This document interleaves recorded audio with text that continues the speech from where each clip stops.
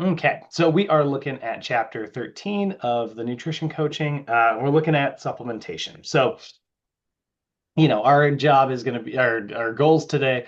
We want to identify supplementation with a hierarchy of like, safe, effective, and whether or not it is sort of worth your, the bang for the buck, because that's the other thing is like the supplement industry makes so much money. And that's their whole deal, it is very good at making money. A lot of people are looking for that kind of magic pill that's going to do amazing things, So we got to kind of talk about like what the role of supplementation is across our clients' goals, like what they're used for, or at least what they say they're used for, the evidence to suggest whether or not they work and then we'll talk about the pros and cons of like using them. So from protein to creatine to caffeine and other stuff. Supplementations are obviously like, widely used, especially here in the US, where again, I think we see it more in the US and we see it more in like developed, like a lot of industrialized countries because like there is excess income to spend on things that might do something um but a lot of times they don't necessarily have the impact that they need to, or they kind of lure people into this false sense of like, oh well, if I take this thing I can do whatever I want and that's the biggest mistake people make when it comes to supplementation is that they're like, well, I'm going to do all of these bad habits, but I'll take a pill that'll fix everything. And it's like, Mhm. there's definitely not, I don't know a supplement out there that does that. Um, Yeah, so we we keep just waiting for the six pack supplement where you I take the know, right? You supplement just and you have a take six one pack. thing, it just goes away. Yeah, right. Just give me those chiseled abs. Right. Um, so, uh, so looking at first, we kind of want to define what a supplement is. We're going to define it as a dietary aid that can be used to assist in the nutritional components of a diet. The big thing to remember, is that a lot of people are taking supplements. I mean, you can see here just like the prevalence of how many people take it. Like most people are taking at least one dietary supplement. Pretty darn widespread here in the US. It's about 50%, a little bit over 50% of people. So that's most people take something, right? Whether that's creatine or whatever, but it's probably just like, for most people, it's probably a multivitamin, you know. Some people take pre-workout, some people take creatine, some people take fat burners, some people take, CoQ10 for heart health or fish oil. Supplementation is obviously just very common. Um, so when it comes to the use of supplementations, we kind of see like how it kind of falls. It's the idea is that it's like it's speaking to all of the things that we find most important. So it's like we're back in high school psychology here with like Maslow's hierarchy of needs. It's like, you always need to have your physiologic needs met. Then you need to have a way of feeling safe. You need to like belong to people. And then you have like good like positive like esteem for yourself, like belief that you matter and stuff. And then eventually there's full blown like self-actualization, which is the like, just the idea that you matter and you have an impact and you have rights and all the things that like we kind of see like make like a healthy happy person.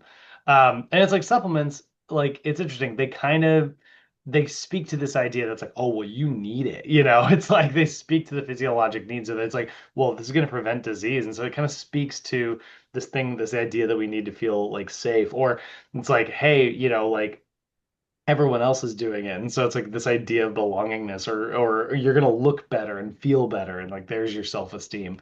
So it is kind of interesting. Like supplements are being marketed to, you know, every aspect of like the psychological components that make like a healthy, happy person. And they don't necessarily actually do any of those things. Like that's not really, their whole deal. So in the US, I will say it is interesting how supplements work. We did pass the Dietary Supplement and Health Education Act. That's DSHEA back in 1994.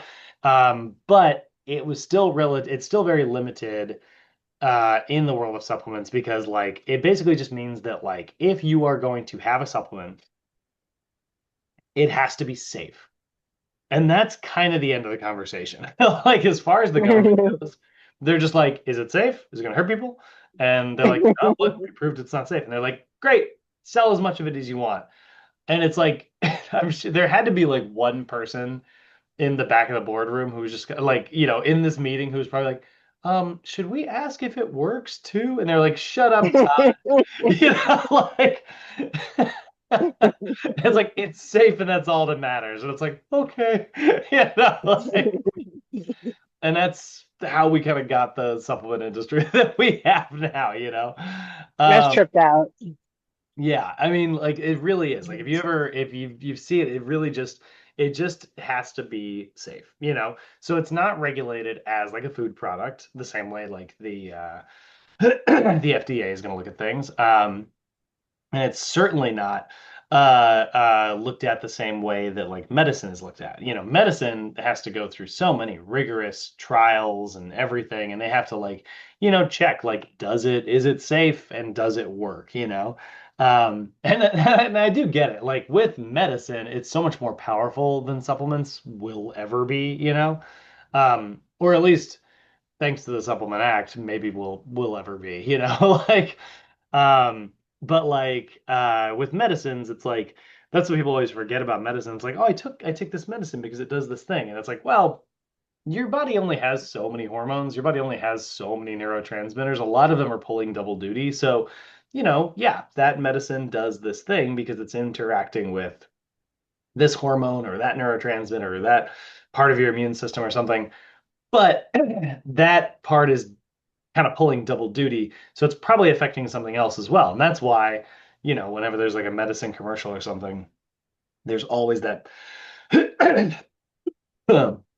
excuse me, same disclaimer at the end, which is like, may cause blah, blah, blah, blah, blah. It's like this big long list. And it's because like, yeah, those aren't side effects, they're effects, like that's how the human body works. So, you know, um, So when it comes to supplements, luckily we're less likely to see certain side effects, because it is going to be a lot less powerful than an actual medicine, so that's good. Um, Now, when it comes to like safe supplementation, again, like they have to adopt like good manufacturing processes, meaning that like, their factories have to be cleaned regularly. They have to check the machines and calibrate them to make sure that like, there's not too much of this ingredient going in at any given time and all that. I remember my favorite example of a company that actually got goofed up, but then inspected. It was Heinz ketchup. Heinz ketchup. I think this is like the early 2000s. Um, our teacher came in and told us this story because it was in the news. But I always thought it was really interesting because it's a really clever solution to a problem. So Heinz screwed up and their machine got like slightly uncalibrated, not like a lot, but like a little. And so like the machine was telling everyone that it was squirting, we'll say 8 ounces of ketchup into a bottle the way it was supposed to, but it was slightly uncalibrated. And so it was actually squirting like, let's say 7.9 ounces. So it was off by a little bit. And some health inspector came and was like, hey, these numbers don't match up. And Heinz was like, what? And so they got in trouble with like the US and like, and it's like, well, the Food and Drug Administration it says that you guys were lying. And Heinz was like, we aren't trying to lie. Our machine got uncalibrated. And they were like, well, how are you going to make it up to the American people? Like, and they're like, should we do a class action lawsuit? And then people can write in, and then you just pay a bunch of money out. And then they were like, well, everybody uses this ketchup. It's in restaurants and stuff, and it's like no one's ever going to be able to. It's never going to be an effective class action lawsuit. So the solution they came up with is that they went back in time to figure out like how long it was that this machine was probably uncalibrated. And then for that length of time, they had to put an extra zero point 0.1 ounces of ketchup in the bottles, and still label it as 8 ounces. You know, it's interesting you mentioned Heinz. That's the only ketchup I will eat. Oh yeah. That's the Yeah. only brand of ketchup I will eat. That's interesting. You should have even brought that. I'm with you on that. I'm not a Hunts guy. I had a Hunts at a restaurant Yeah. yesterday. I was like, no. I've Yeah. tried to make homemade ketchup though. I've tried it. Oh, is it good? I've tried it. No, it doesn't. I mean, once you've had Heinz, it's kind of hard, but Yeah, I hear that. it's decent. It's decent. There's a really good, my parents are turned on right now to this some brand out of Portland here that they're selling, in our area. And I had it a couple nights ago. It was pretty good. It tastes like Heinz natural. Like if you ever buy the organic stuff, like their Yes, I organic tried stuff it. does taste different than their regular one. Right. So this Portland stuff kind of tastes like that. Okay. So yeah, that's they just have to make sure that like it does that. And then when it comes to the labeling, this is the really key part that I think a lot of people misunderstand about supplements. Um, they are obligated to make accurate label claims. So they are required on the nutrition facts panel to make accurate claims about the supplement. Now that makes it sound like the supplement has to be telling the truth, but that's not quite what I said. What I said is that the nutrition facts panel has to be accurate, meaning what that actually means is just if it says it's got 30 milligrams of something in it, it has to have 30 milligrams of something in it. That doesn't mean that on the front of the supplement, if it says can cure big nose syndrome, and it just says that on the front. It's not part of the nutrition label. The FDA is not even looking at that. They are just looking at the nutrition facts panel. So if you are like, hey, this supplement will give you a smaller nose because you don't like the size of your nose, they can say that. There's nothing, and then all they have to do is put a little asterisk under it that says this claim has not been approved by the FDA. And as long as they do that, you can say whatever you want on any supplement.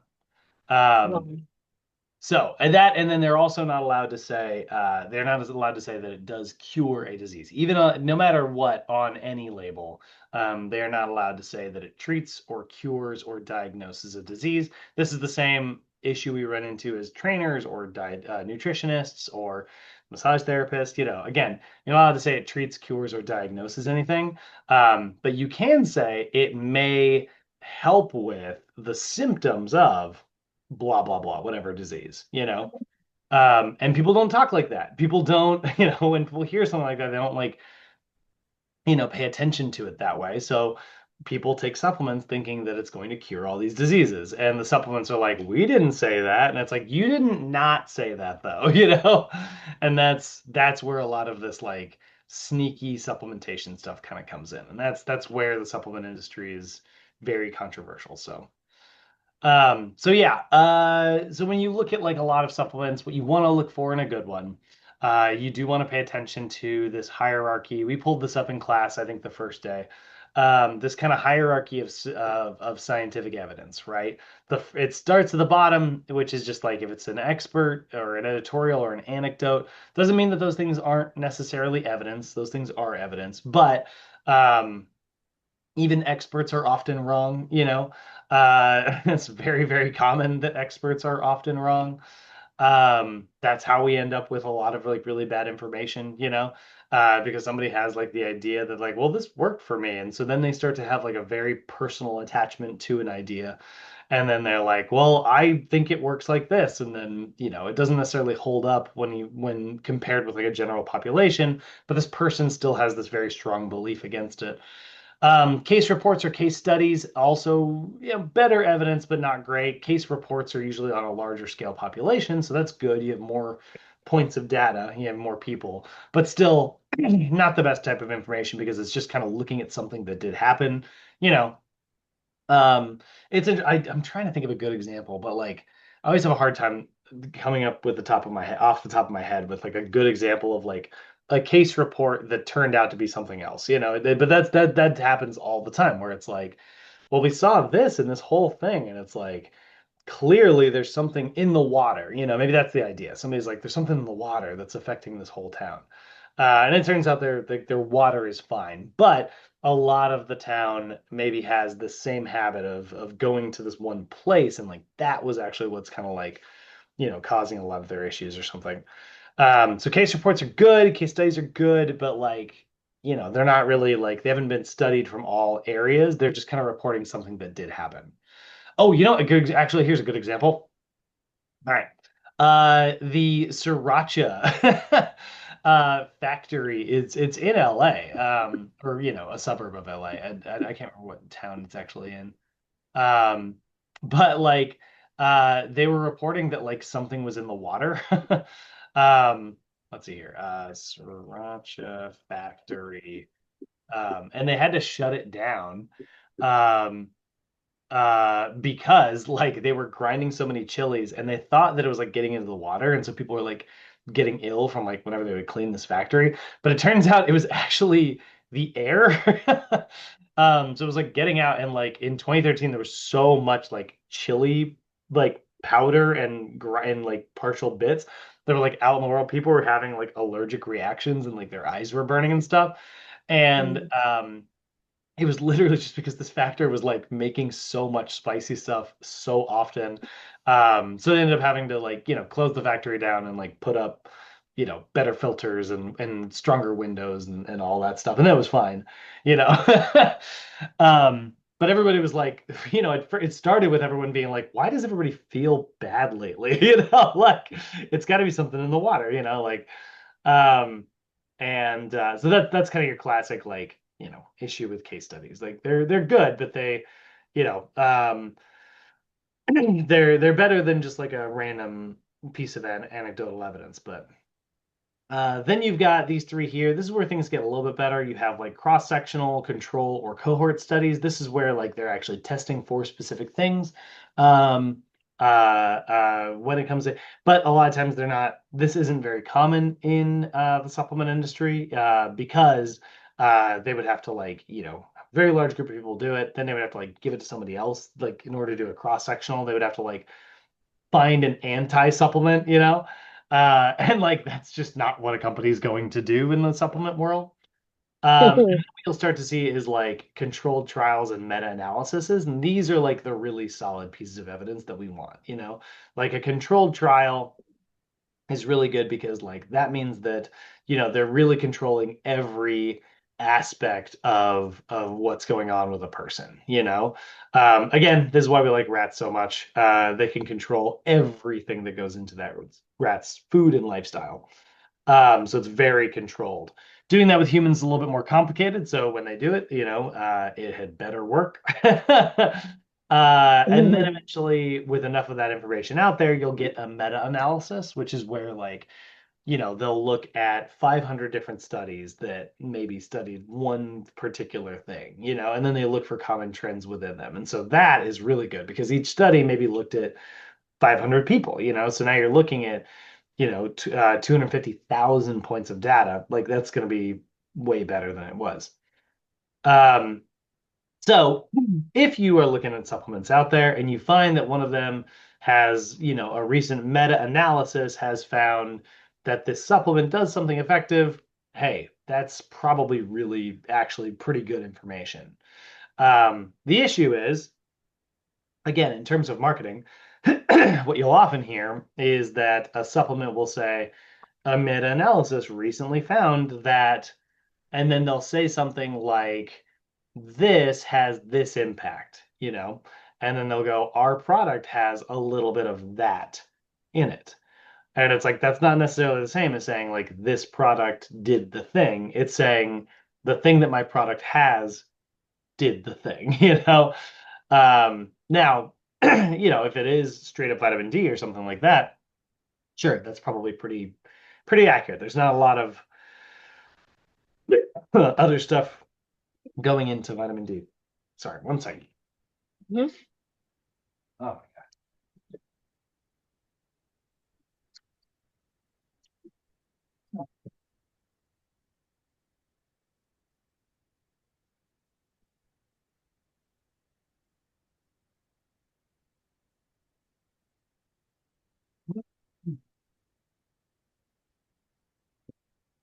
woke up just a little snotty today. So it is trying to come up on me. So, so then like, yeah, a lot of times like supplementation is going to be marketed in such a way that, food companies are trying to make it seem like it is as necessary as possible for you to take whatever supplement. So they'll often point to a meta-analysis, which is really good, a really good type of analysis, but it won't necessarily directly apply to them if you end up like actually reading into it. And so again, like we've seen a lot of like there is some good stuff out there. I think BCAA supplements is probably my go-to favorite example. We're going to see that in just a moment. It's one of the supplements on my list today. But it's like BCAA supplements or branched chain amino acid supplements. They're amino acids, and so they did a study and they looked at it uh, where they took people and took two groups. They made them start exercising, um, and they gave one group BCAAs and they did not with the other group. And they found that the group on the BCAAs gained more muscle mass and ended up losing more body fat. So that sounds really great, like that's how the study was. And if I leave it at that and I don't keep talking, I would totally buy into that supplement. I think that sounds really great. But when they looked at it a little bit further, what they found is that they were doing it with amateurs who had never really exercised before. So both groups probably put on muscle, and they didn't really talk too much, beyond that. But I imagine both groups probably saw like fitness improvements because they both started exercising from not exercising. But then they looked further at it, and they found that like both groups were not given any nutritional advice. And we know that like when you start exercising, the effects are, amplified pretty drastically by a good diet. So chances are both groups were just not getting enough protein in their diet because they weren't told to change their diets. They just probably kept eating, similarly to how they did before. But then the group that was given the BCAAs, well, BCAAs act sort of as protein when you are in a low protein situation. So when they gave it to that second group ended up getting better results. But if you t they what people have done since then is they've sort of recreated that study and they've put both groups on adequate protein intake in their diet while also working out, and then like taking BCAAs did nothing. Like because the way protein works is, like if you are taking more of it than you need, it's like delivering extra lumber to a house that's already being worked on. That house is not going up any faster. The contractors are working as fast as they can already. Just having more ingredients to build the house faster doesn't actually make it go up any faster. Like you have the same immune system as before. If you somehow, you know, added immunity cells into your body like while you took extra protein, sure, then yeah, we would build muscle faster. But your body's going to work, only as fast as it is capable of working. And it's going to use the ingredients that is capable. So what I tell people is like, when they ask me, is like, well, should I take a BCAA supplement? Is I say like, well, if you're not getting enough protein in your diet, sure, that could be a really good strategy. But I would say, like, and like that does happen. It happens all the time. Like, I'll have like, vegetarian clients, things like that. And they're like, yeah, I worry that I'm not getting enough protein. I'm like, great, take a BCAA. I think that can, that's exactly the type of scenario where something like that could work. Um, so I'm not like anti-supplement. I don't want to sound like I am, but like I'm anti using the wrong tools. I'm anti wasting money. Uh, you know, uh, and I'm anti, what I really don't like is like I really don't like it when people put their faith in something that isn't going to like help them. Or when they put their faith in something that's going to cause them to hurt themselves. Mhm. That's where I start to have problems with supplements. Like I'm like, if you are taking a vitamin D supplement, and then you're like, great, now I don't need to go outside. I don't need sunlight anymore. I'm like, oh, no, that's not how that works. You know? You Uh, feel the way about supplements the way I feel about prescription medication. Like, I get it, it does help, but it's not the end all to be all. right. Medication is not, you have to be proactive in Yeah. taking that medication as well. So I feel you. Yeah. People ask me all the time, like, what are my thoughts on Ozempic? And I'm like, if it's going to help someone's life, great. What I don't like about it is the same thing I don't like about like lap band or bariatric surgery. Is like what I don't like about those things is like if it doesn't come along with like the prescribed counseling that's also supposed to come along with those things, where like you meet with a counselor who's like, hey, this is gonna work, but we see like a 50%, weight gain resurgence afterwards because people don't change their habits. If you don't have that conversation with someone, then I'm really against it, you know? No, I'm with Uh, you. but if it helps people, like why not? I think that's great. I think, I don't think there's anything wrong. I I gotta word this the right way because I do actually I don't necessarily think like this. Like I don't hate all shortcuts. I love efficiency, like Right. but I don't like it when it's if that shortcut leads to you falling down a pit that's on that road, you know. Then I'm Understood. Like, I don't serious. believe in getting a tummy tuck. Like, I get a tummy, if, women get tummy tucks, hey, I get it. We have kids, this and the other. Mhm. But you still have to work out. You have to maintain. You Right. have to still put in the work. Yeah, absolutely. So, so yeah, that's what we're gonna kind of see. So, um, now what we do tend to see also as well is like supplements are there to kind of help.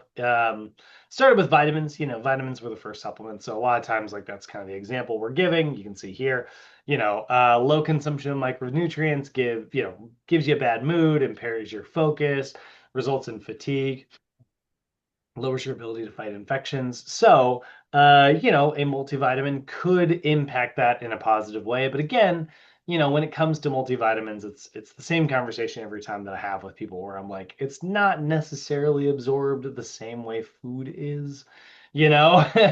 And so like it is there to hedge your bets. It's not there to be the thing that you are gambling on. It's a great way to be like, I'm not sure I'm getting enough vitamin C in my life, and so, you can take a supplement. It's not there to be like, "Ah, I don't like foods that have vitamin C in them, and then you take a supplement and then avoid all those good foods. It's like that's not what we're trying to do here. Um, so they don't replace anything. They're just there to supplement. They're there to spot you. Like, they're not there to do your reps for you. They're there to spot you. I've Right. never used that analogy before, and I got to remember that. That's a good one. Uh, all right. It's 9:30. I'm going to be very good about breaks today. I'm getting into the habit. So we're going to go ahead and we're going to finish this PowerPoint in the next hour, but let's go ahead and take 10. Ninth, I'm also going to go clear all the skunk out. It's 9:33. Let's get back at 9:43. Gotcha. Thank you. Of course. Your mom today. What was that? How's your mom today? She's good. She's doing great. Her pain, she does not need her it was tramadol, I think. She doesn't need her like actual painkiller. She's just been taking Tylenol, Oh, and that's that good. has been enough to deal with her pain. That's cool. Uh, she said she can tell, like, she was a half hour late taking her pain medicine. And so, like, the half hour dip, she was like, it was perfectly noticeable. Like, it was like, it was exactly because normally it is right in that 1 hour where it still takes a little bit of time for the Tylenol to kick in.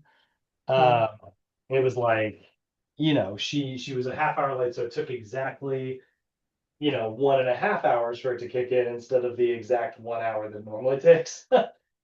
So I really liked hearing that because I was like, that very much reinforced her belief in the medicine working exactly as it was intended. So, Mhm.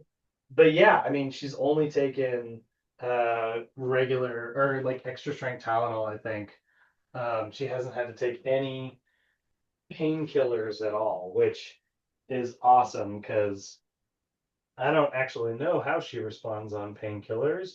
I'm assuming she is like me, and I hate painkillers. They make me feel really bad.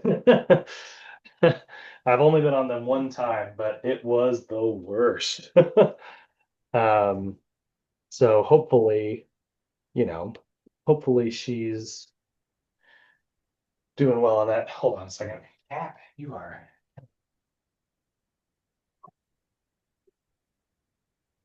have no have no cat barrier in this setup. These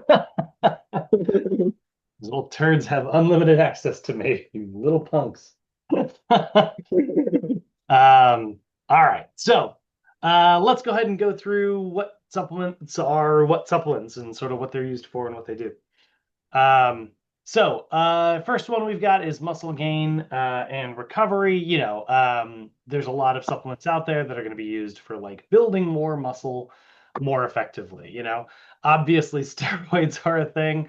NASM does not talk about anabolic steroids, not really, at least, which is good because then somebody could obviously misinterpret that.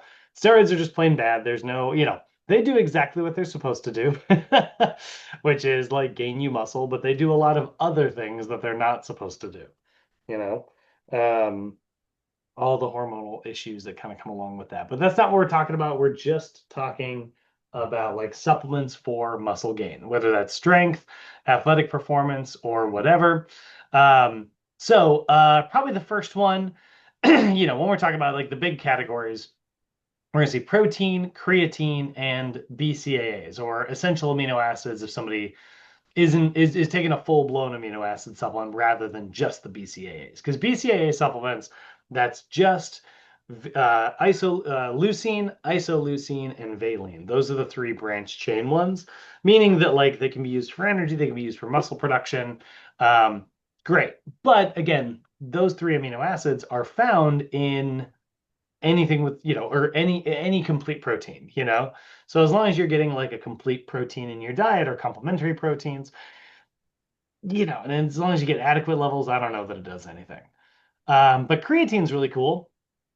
Creatine is naturally made by your liver and flows through our body to kind of help with that immediate energy production. It's something that we use for the first 5 to 10 seconds. It helps regenerate ATP by attaching its phosphate back on to a broken ATP molecule. So if you have ATP breakdown into ADP, creatine can turn it back into ATP, which is really cool. We do that naturally, but we can also just like make it from a supplement. Um, Typically, the way you're going to do creatine monohydrate is you're going to do anywhere between 3 to 10 grams. Oh, sorry, 3 to 5 grams daily of creatine monohydrate. And there's other versions out there. There's crealkaline powder, which is like we made the creatine less acidic, and it's like it's the same pH as the human body. And it's like, does that matter? And it's like, no, but it is something we did. So that probably doesn't matter. The thing they keep messing with creatine. It turns out over and over and over again that it never is more effective than just regular old-fashioned creatine monohydrate powder. Is it necessary? Again, no. But what's nice is that like if you are an athlete who's training in that, you might get an extra rep, you might get a little bit of extra power out of something, you might recover a little bit faster between sets, you know. And it's been shown to be pretty effective every time they've ever tested it. And because it is something that your body makes naturally, and this is just something that we're sort of using to boost natural levels of something, it doesn't really have any side effects beyond causing a little bit of water retention, because a byproduct of this whole process metabolically is some metabolic water. So you have a little bit of extra water, which drains out, you stop taking it for a day or two, comes right off. Now, there are very specific ways to take it. You can do a creatine loading phase for the first 7 days. You can take 20 to 25 grams a day, which you can see is like, 5 times the recommended dose. That's not really going to hurt you, by the way, even though it is a lot. And then you can maintain that with like a dose of 3 to 10, or you could just gradually increase, again, like 3 to 5 grams a day. Um, Nothing wrong with doing it either way. I mean, like, here's the thing: the creatine loading phase gets you to where your creatine levels in your body are boosted a little bit faster. But again, working out is a very long-term thing. It's something that you should be spending months, years on. Your fitness journey is a long one. So, in my opinion, like, taking a bunch of it to be a little bit faster, maybe saving you a week or maybe 2 weeks of time by doing a whole like loading phase and then changing your supplementation use later. I'm like, I don't know. I don't know if I necessarily think that's worth it, but it has been shown to get you into creatine zone a little bit faster. Then we got protein. Protein, we are going to, when we're talking about protein, we mean like whey protein, like as a supplement. Well, that's not true. I said we're talking about protein powder. So not just whey protein, we're talking about casein, or vegan whey or any of the things that are out there.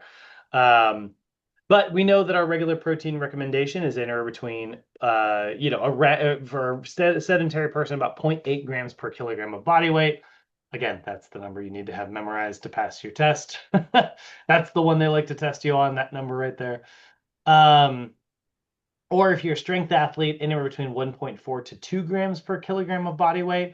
That's anywhere between like zero point 0.6 to zero point 0.8 grams per pound.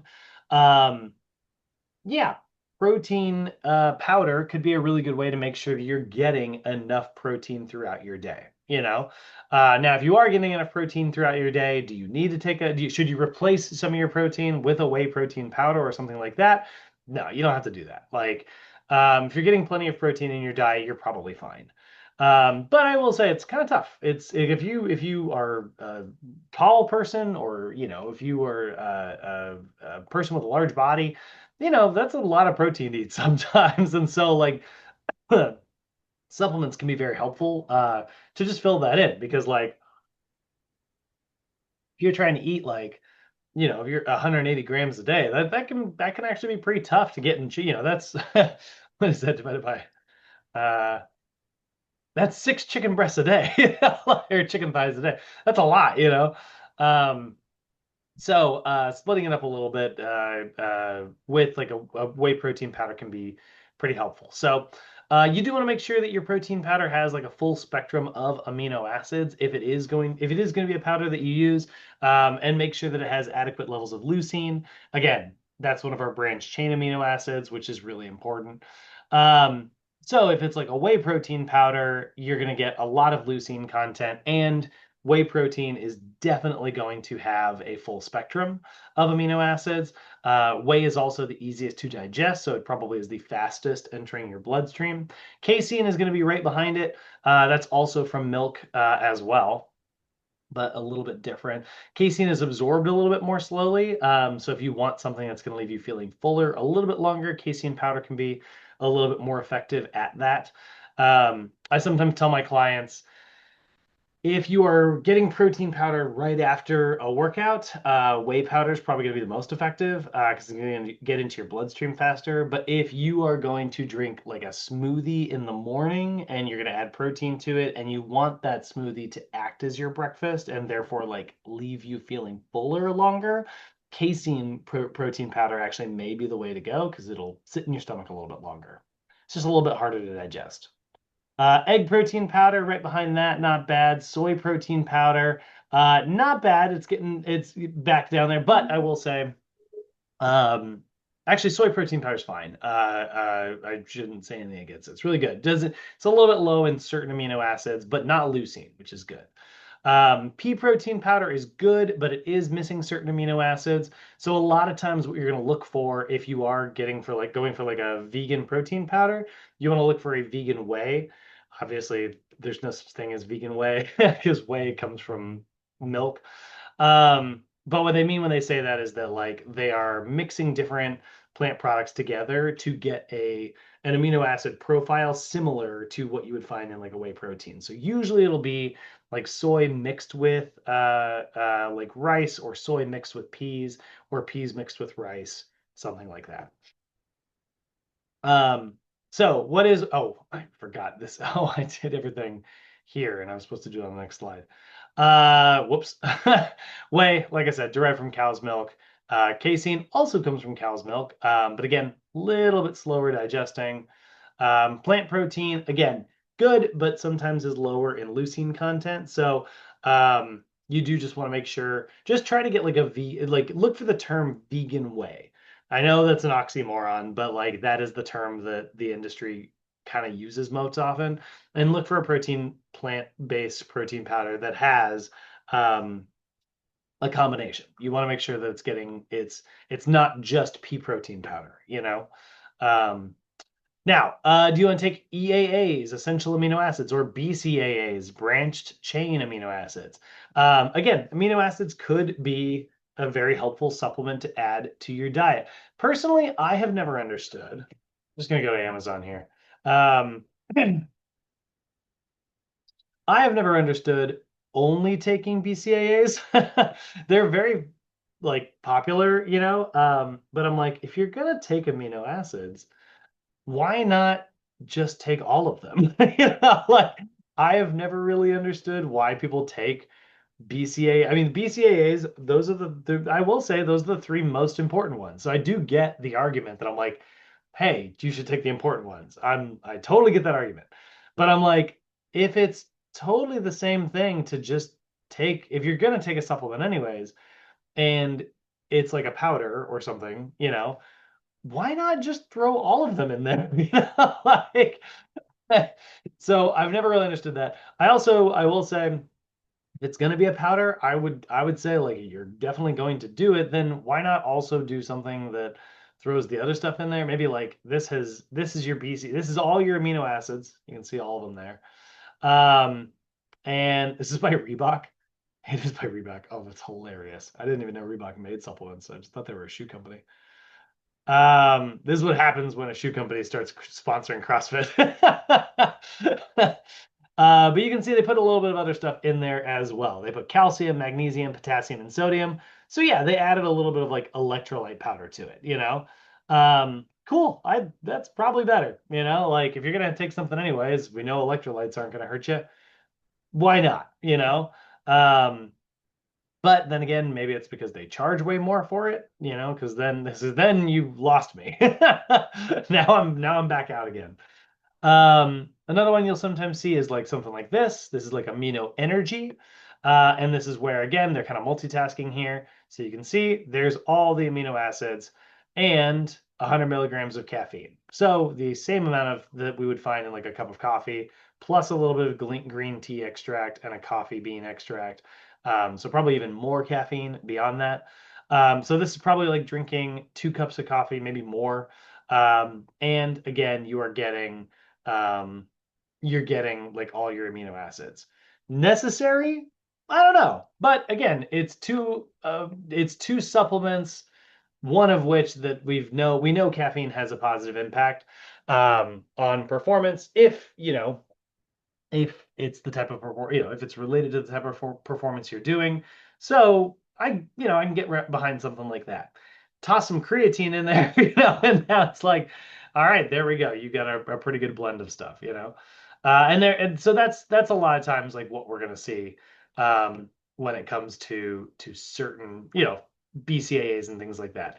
If you got an adequate protein diet, it's probably not gonna help you too much. Is it gonna hurt you? Nope, not if you get the money.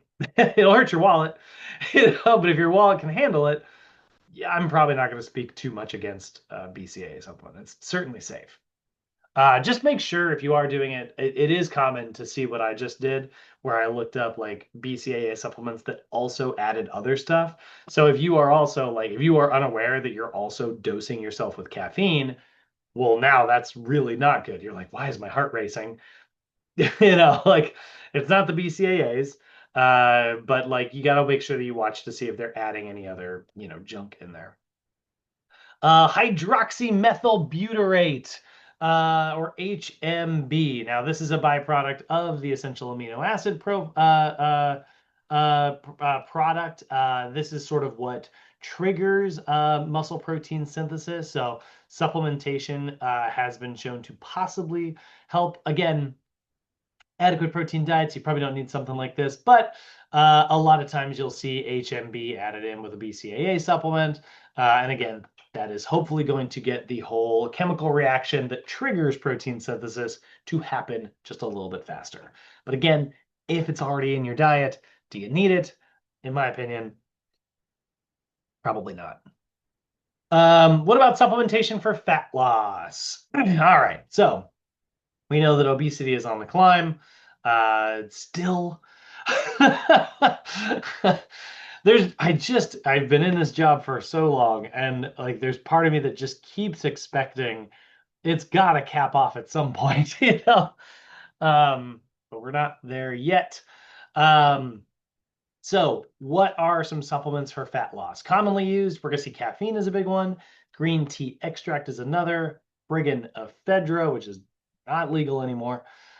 Bitter orange or capsaicinoids. So the things that were making people making their eyes water from the sriracha plant from earlier.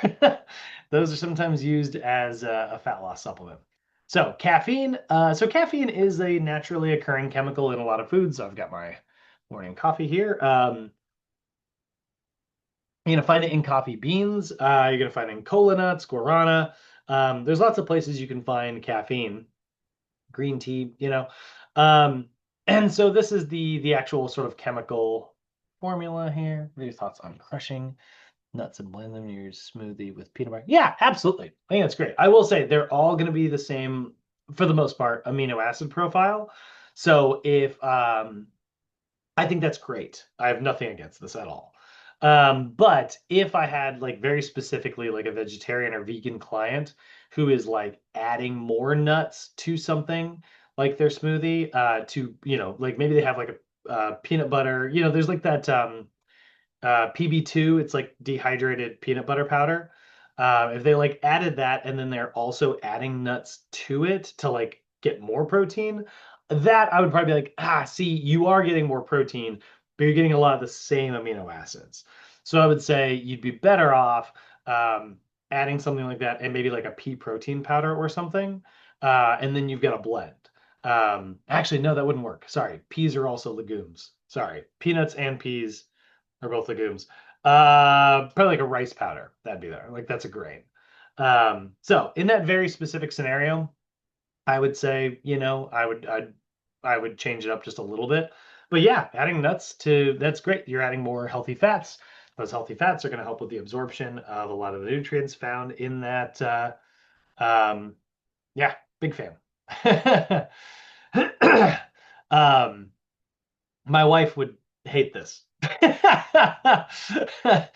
That's so funny. She would be like, no. That's more a matter of taste than anything.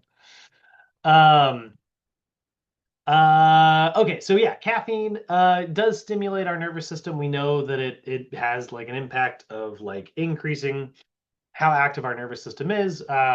And so that nervous system ends up kind of running everything a little bit faster, which is why like sometimes your heart starts racing on caffeine. So we do want to make sure we are being careful with caffeine. You can, you know, you don't want to go crazy on your caffeine intake.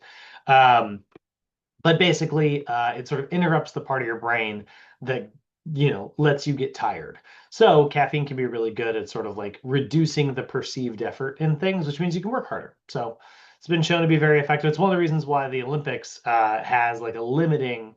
You are allowed to have caffeine before competing in the Olympics, but there is a limit. If they test your blood and you're over on your blood caffeine levels, you're disqualified. Now, I will say sometimes in caffeine supplements, they will oftentimes like throw other stuff in there. And that's the kind of stuff you want to be careful with, especially something like ephedra. So ephedra is a really interesting plant. It does act very similarly to caffeine, giving you a big burst of energy. It also acts as sort of an appetite suppressant. It kind of turns your, I think if I'm not mistaken, it's a ghrelin antagonist, which is why it does that, but don't quote me on that. But it basically kind of turns your appetite off a little bit as well. However, it has also been shown. So both of those things are going to help with fat loss. Think about it. You're more caffeinated, so you're kind of bouncing around all day. This is burning passive calories. You're just kind of fidgety. You're like, oh my gosh, I just can't sit still. I have so much energy, like it's like that's the effect of normal caffeine, and that's why caffeine is found in fat loss supplements. But also, it's an appetite suppressant. So now it's like really, it's you're getting a double dose of things that would result in fat loss. But it has also been shown to be so stimulating to the nervous system that a lot of times it causes people's hearts to race. It can actually cause damage to your hearts because like your blood vessels are like, and then they just get stuck that way. They get very stiff. So I actually will say if you ever like, I've never taken a Fedra, but like, I imagine if like you tried it once or twice, it probably wouldn't be that big a deal, you know? It's the long-term usage that's dangerous. And so they had to ban it from the ingredients list because it's just so gosh darn, people use it for so long and then it starts to eventually cause like long-term cardiovascular damage. Not a fan of that, but is it easy to get your hands on? You can see in my slide here. Yeah, I'm sure you could probably still buy it with crypto or something. I'm sure it's only, it's banned here in the US, but I'm sure you could buy it from somewhere else and have it shipped here. A lot of ways to get around it. So we got to talk about it because your clients may have access to this somehow. Um, Again, I also think in short-term usage, it's probably fine. Like I'm not a fan. I like so we just be clear here. But like it's not like it's a poison, you know. It's not going to poison you, but long-term usage is what's dangerous. What we look for in a good supplement is something that like you can take for a long time that isn't going to bother you. Um, I'm just trying to be calm here, talking about these things that I don't like. I try not to be judgmental, is what I'm trying to be. I've known people to take, things like that. Capsaicin. This is a fun one. This is naturally occurring in anything that is a capsaicinoid, aka anything spicy. Danielle, are you a spicy food fan? No. Mm, Uh-oh. No. so much. Uh, can you So hear me? yes, I can hear you. Yeah. I'm so sorry. No, you know what? I can't do it. It's something No. in me. Yeah, no. I My mom can burn the pit of her toenails. She can eat she can eat food so hot that you could see her perspiring. And she's like, Oh it's not yeah. hot. Yeah. It cools you down. That's what like that's you it's so funny. It's like I am more prone to eating spicy things in the summertime than I am during the winter because it does make you sweat a little bit and then you cool down. Wow. Yep. So here's what's interesting. It's kind of hard to digest spicy foods. Now, I will say this: a lot of times they're highly acidic. That's the thing you got to most worry about with spicy foods. But I will also say this: people have sometimes been like, "Oh, you're going to ruin your gut. That all those spicy foods are going to destroy you." That is also a little bit of like human perception coming in to not support what actually happens. Um, Spicy foods don't necessarily ruin your stomach lining the way people say. They could be highly acidic. So, like a lot of like raw peppers and things like that, which are extremely acidic. Sure, that's like a lot of stomach acid. If you have like a stomach acid issue already, you got to watch out for something like that. Um, but you could have the same effect from eating too many tomatoes. Um, but but the whole like it ruining your stomach acid thing is a little bit overblown. That's not necessarily true. It just kind of feels that way because, and here's your fun, gross, too much information factoid for the day. The taste receptors that you have that exist on your lips, so that when a capsaicinoid touches your lips, causes that like burning sensation is the same that you find on your tongue. Luckily, there aren't any in here. Like luckily those taste receptors, we don't have taste receptors internally, thank goodness. However, there are some of those same receptors actually that respond to capsaicin at the very end of your GI tract. At the very, very, very end of it. So, Wow. if you go to the bathroom after eating something like this, and there are still some of those capsaicin receptors, um, or still some of that capsaicin around, I should say, that didn't get fully digested, you're going to feel it on the other end. And so That's that's insane. sort of what led to people thinking like, oh, it tears up your insides. It probably doesn't do that actually. Other than like raw peppers could because they're going to have all of the acidity associated with, anything red or orange in color. Yeah, my mom, she grows red peppers um, in her Does she? garden. It's That's just, awesome. it's insane to watch her eat hot That's food. funny. Have you ever watched the show Hot Ones? No. Mm-mm. It's on YouTube. I'll show you a picture of it just so you can like if it ever comes across your feed or something, you can watch an episode. If you want a really good one, the episode with Shaq is really good.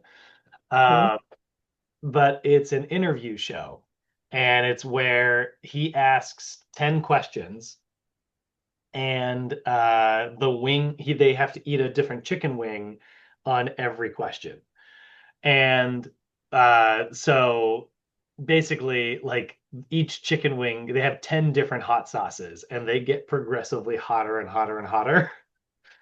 And what's really funny about it is that originally it was a show that was designed to sell hot sauce. They went to there was this new pepper that was invented called I think they couldn't come up with a name with it, so they called it the Pepper X. Um, and it was a Carolina Reaper bred with like a habanero, and so it resulted in this new pepper. And they made a hot sauce out of it. And they were like, "We'll make a YouTube show where we interview celebrities, and that'll sell this hot sauce."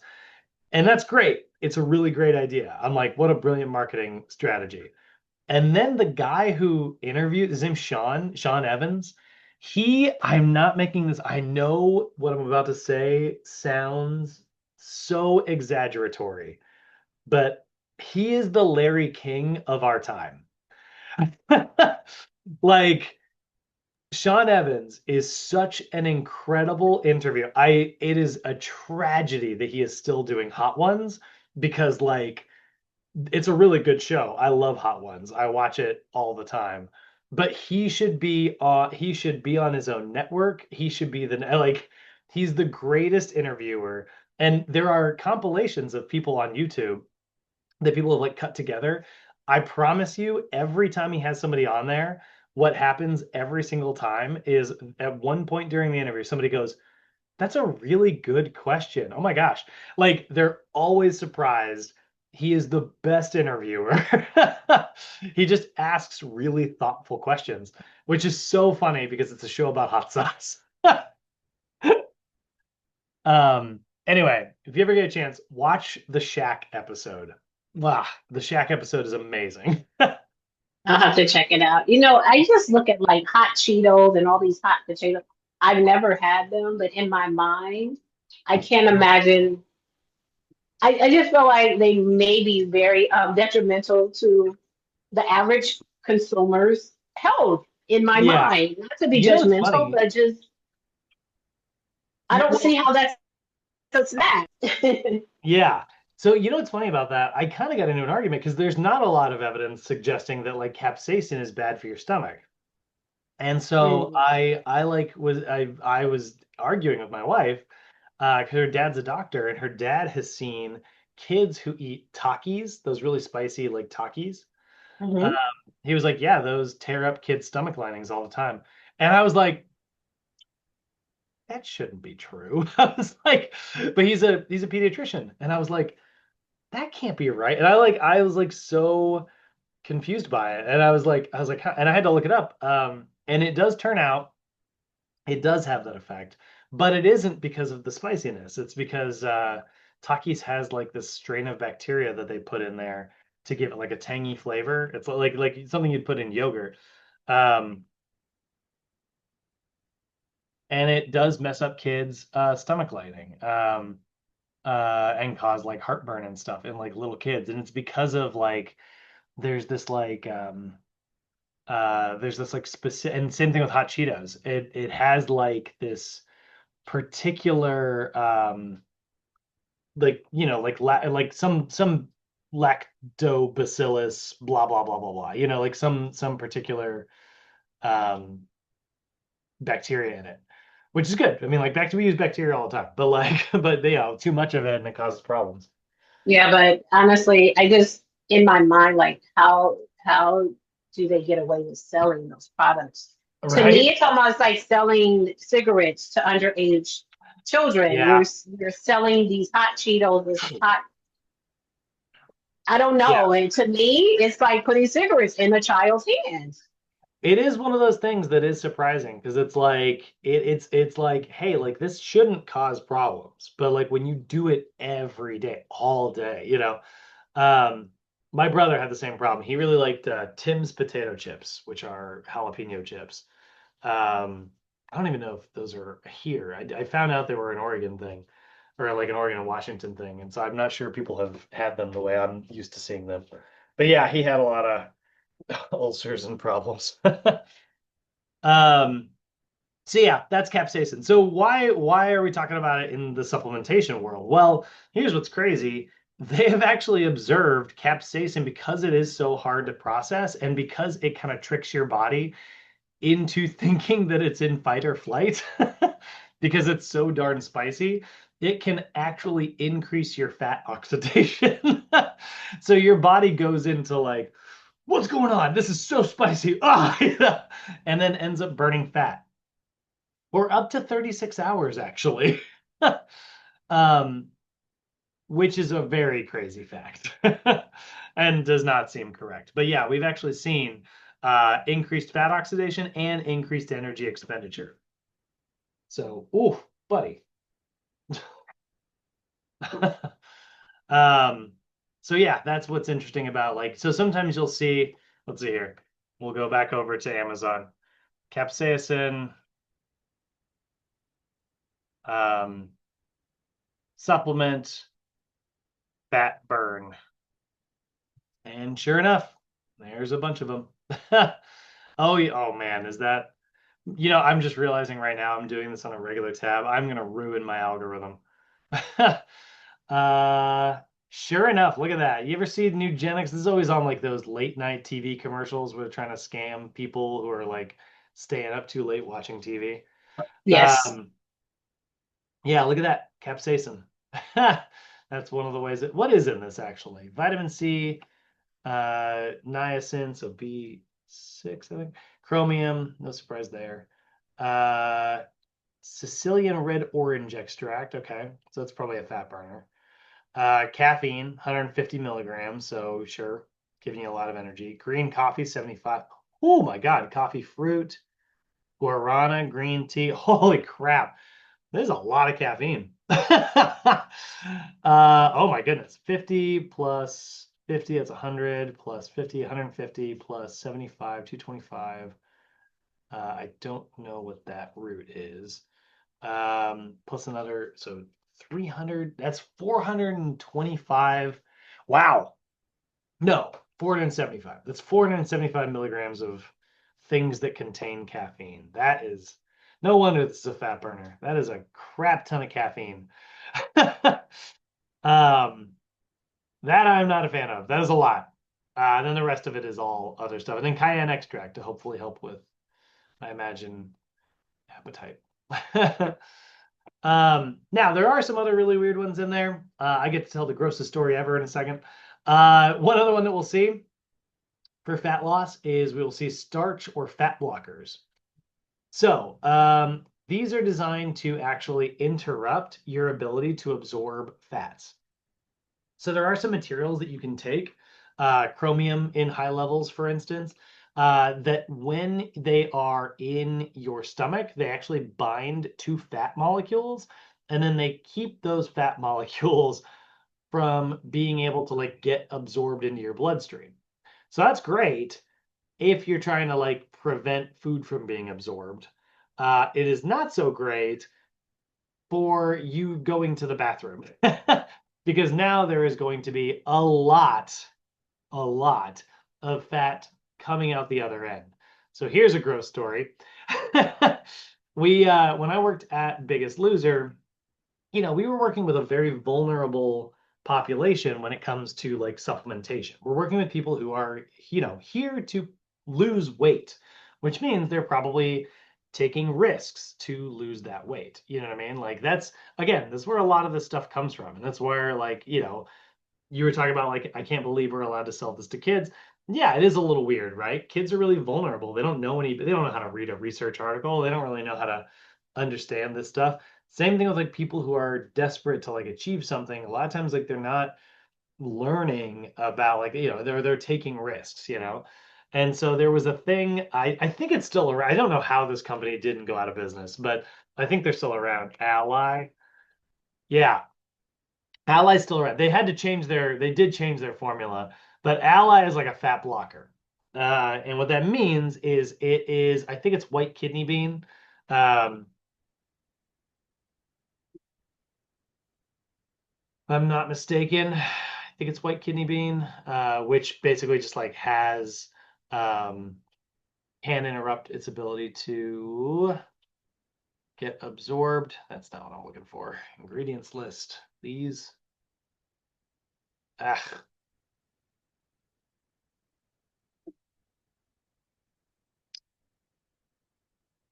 hell, maybe that was what I was looking for. Um, Oh my God, come on. I need to be able to zoom in. That's not helpful. Where is the ingredients active ingredient orlistat? I mean, that's not. All right, well, that's like a full blown. Okay, maybe it's not maybe the answer is just I'm wrong. Maybe it's not white kidney bean. Anyway, they had to change their formula. Like, and they had to do that because basically what it would do is it would interrupt fat's ability to get into your GI tract, which means it would come out the back end very oily and fatty, and it would cause like a lot of like gastrointestinal problems. So we had a woman who, the way the resort worked is every morning we would go on like a they would go on like a 2.5 hour hike. And so they would load into, breakfast, load into these vans, head out. And this woman didn't show up. And so, we always call and, sometimes people sleep in or sometimes people are, they're like, hey, I'm not feeling good after yesterday. I worked out too hard. I need to take it, like we just counsel people, but we have to like account for everyone every morning because, we want to make sure everybody's okay. This woman doesn't answer her phone. And so we do a cabin check, we knock on the door, no answer.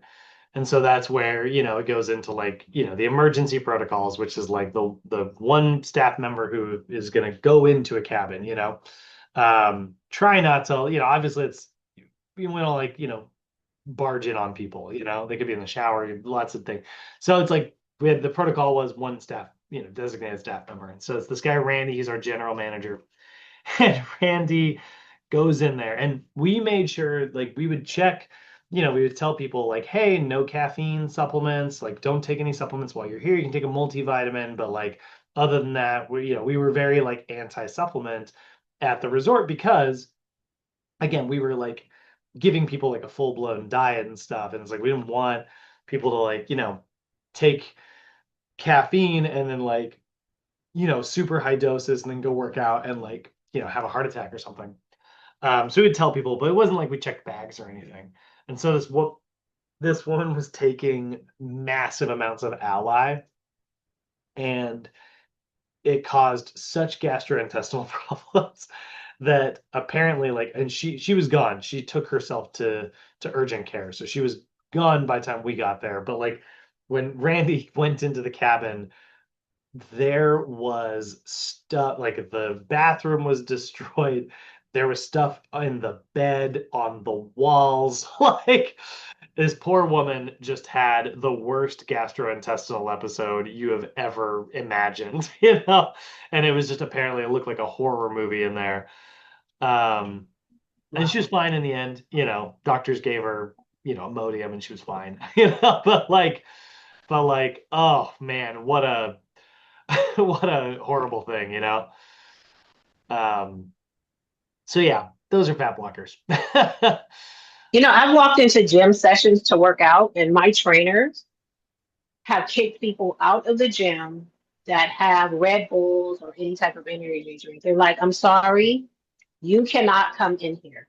You are a walking liability. We cannot afford to have your heart racing Wow. unnaturally with a workout. Wow. You cannot be here. And at first I was like, oh my God. They were like, you cannot be in this gym. You are a Hmm. health risk. It was a private gym, but they would tell Wow. them, you're a health Yeah, risk. that's You a little can't be here. extreme, but I mean, I get it. Yeah, it is true. It does. It elevates your heart rate, you know? Hmm. It used to drive people crazy too. We would get people.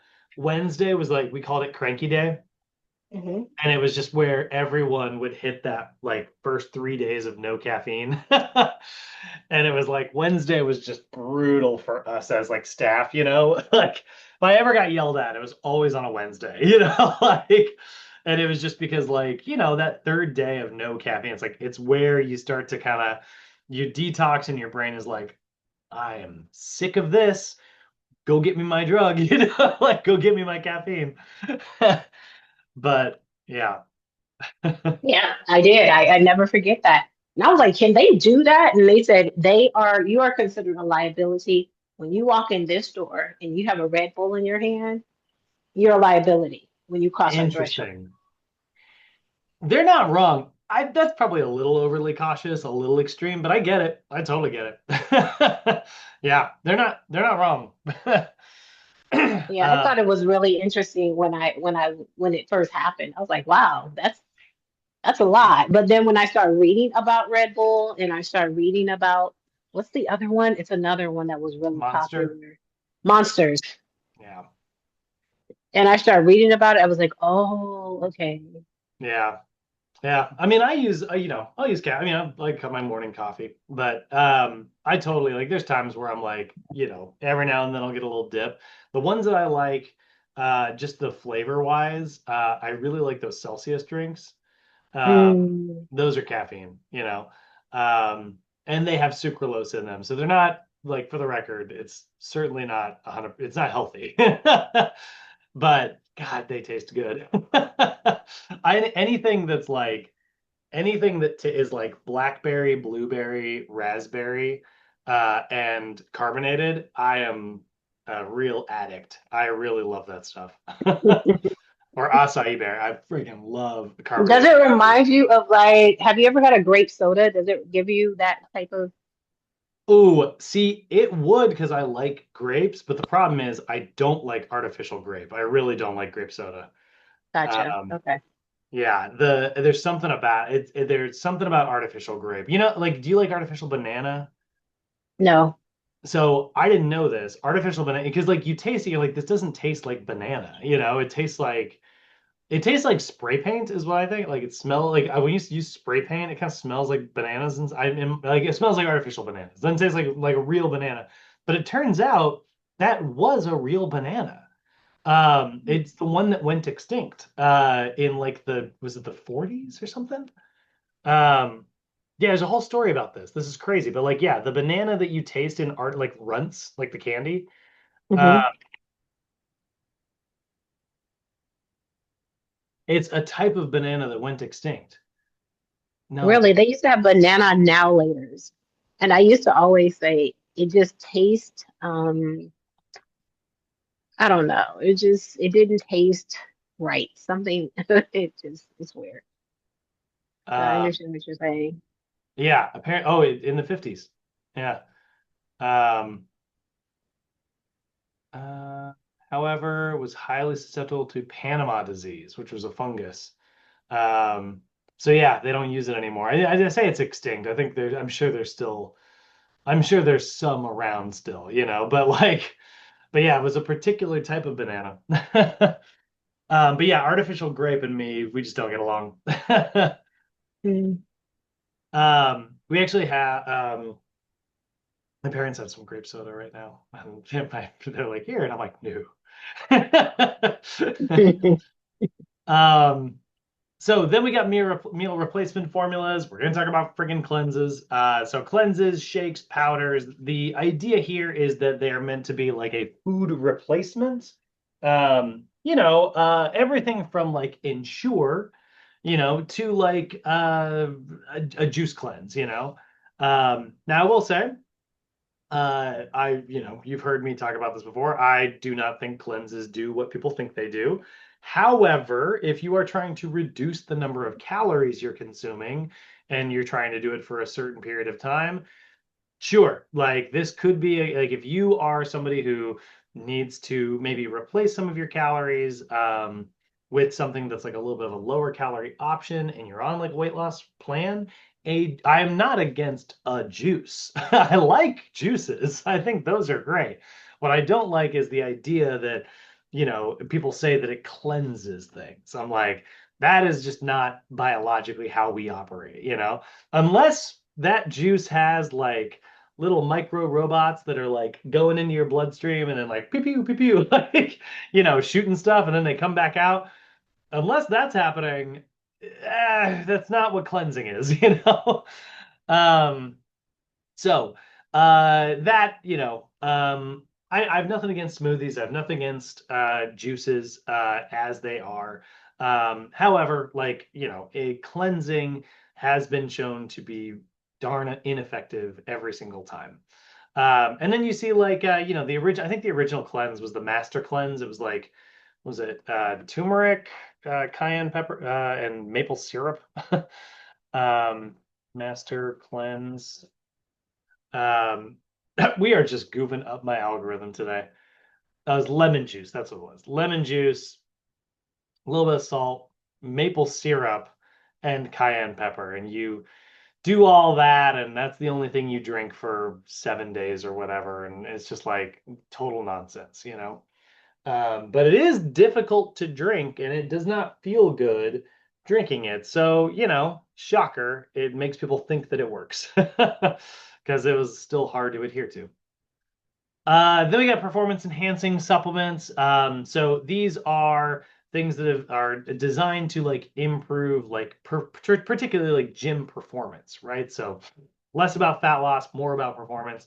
Again, the big one we're going to see is like creatine and caffeine. Both of those have been shown to improve performance pretty much every time. But a couple rarer, less common ones we'll talk about. Sometimes you'll see beta alanine. Beta alanine is a really interesting one. That the idea here is that it's going to lower your blood's pH. Sodium bicarbonate, aka baking soda, you can add that to like a smoothie or something.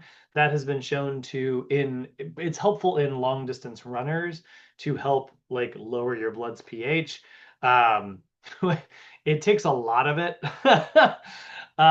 which is just like not.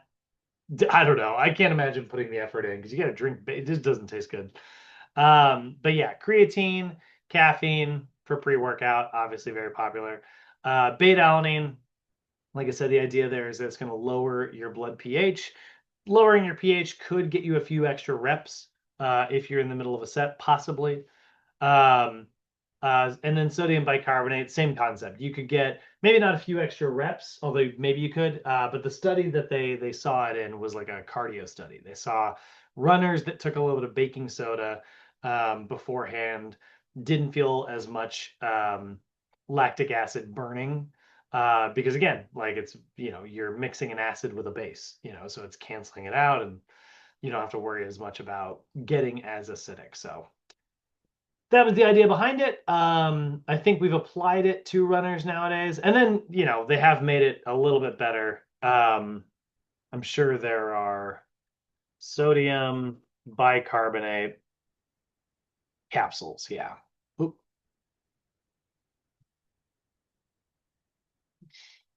Yep. So baking soda has a pill, or potassium bicarbonate would actually have the same effect. But they could use potassium. Maybe it would taste better, I guess. I don't know why you would want to switch those out. It would be the same, but anything that's a bicarbonate, honestly, is going to be very alkaline. um, so, there are supplements out there. The idea is that it allows you to get a few extra reps in your set to deal with the burning, which could help. And those are kind of all the supplements that, NASM has taken the time to talk about. There's definitely more. There are definitely more supplements out there. But those are the ones we're sort of putting emphasis on in terms of like, what people are probably going to ask about. Um, and there's research on them so that we can know about them. I get asked all the time questions about supplements that I have no idea whether or not they work. I've never heard of them before. It happens all the time. So a lot of times when that happens, as I'm just like, I don't know. I'll do some research. I'll get back to you on it, and I'll tell you what I know about it. And so I'll do a quick Googling, and a lot of times that's not research. It's not like, I'm not uh, a scientist looking, and not a supplement scientist, but I'll learn what I can, and then I take that information back to my client. I'm like, well, here's what I can tell from that. And then I don't give them advice whether they should or should not take that. If they really, really want to know, I always say the exact same thing. Same thing you've heard me say a million times, which is I'm like, you should consult your doctor. So that's chapter 13. Let's take another 10 and we will get back and do chapter 14. Got it. Thank you. 10:45. And we're back. That's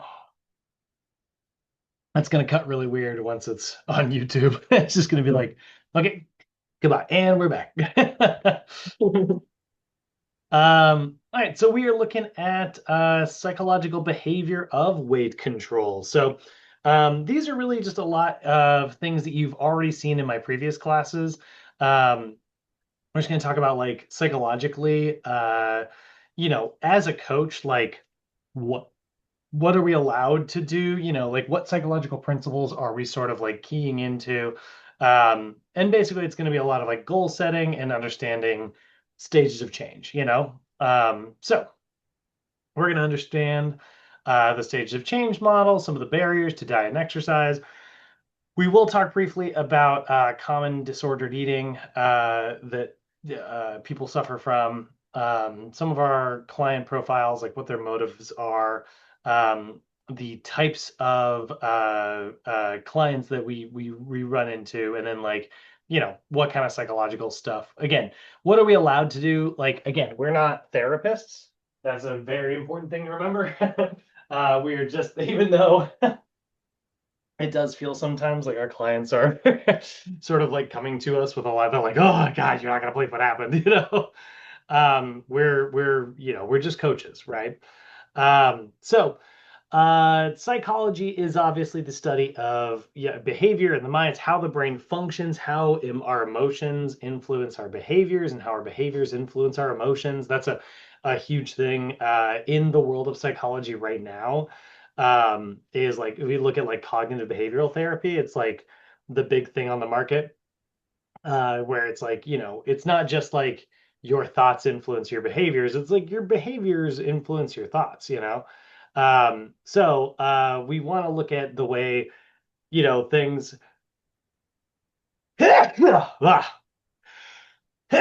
Oh my gosh. Bless you. Thank you. The way that psychology and biology are sort of interacting. Um, so, oh my gosh, I think I'm gonna sneeze again. No. Oh no. Bless you. So, as a coach, though, again, not applying therapy, just trying to understand um, psychology a little bit better.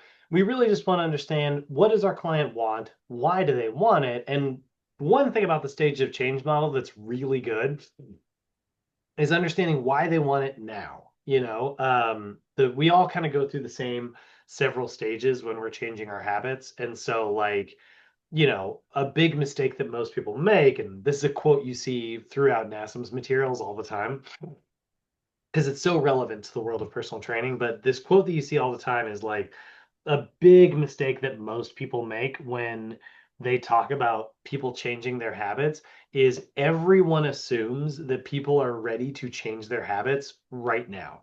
And that's just not true. Like, unfortunately, like, you could write the world's greatest routine, but if you give it to someone who's not really ready to make a big change right now, it's not going to be very effective. And then you are going to be left confused as to why the world's greatest routine didn't work.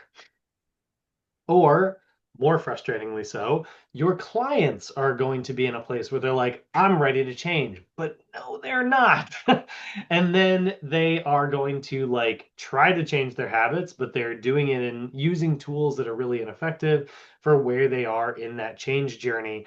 And then they're going to be like, well, why didn't it work? And then they don't understand like why they're not getting the results they're supposed to be getting. So a lot of what we do is like wanting to learn how to, a lot of what we need to do is recognize where people are on that journey.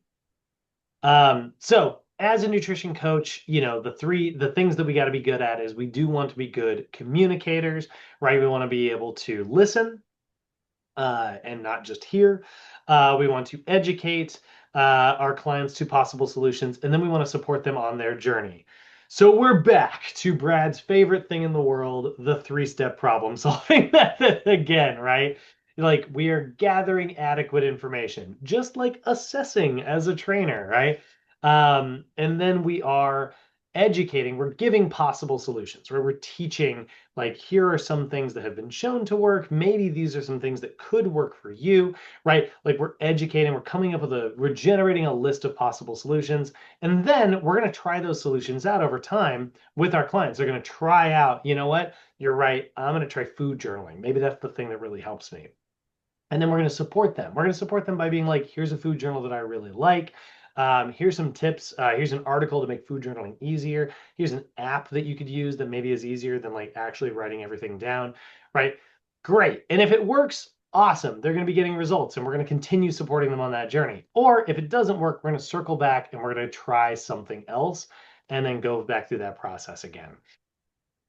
So we're right back to, identify, solve, implement, like figure out what's going on, come up with a solution, try that solution out, and then support them on that way.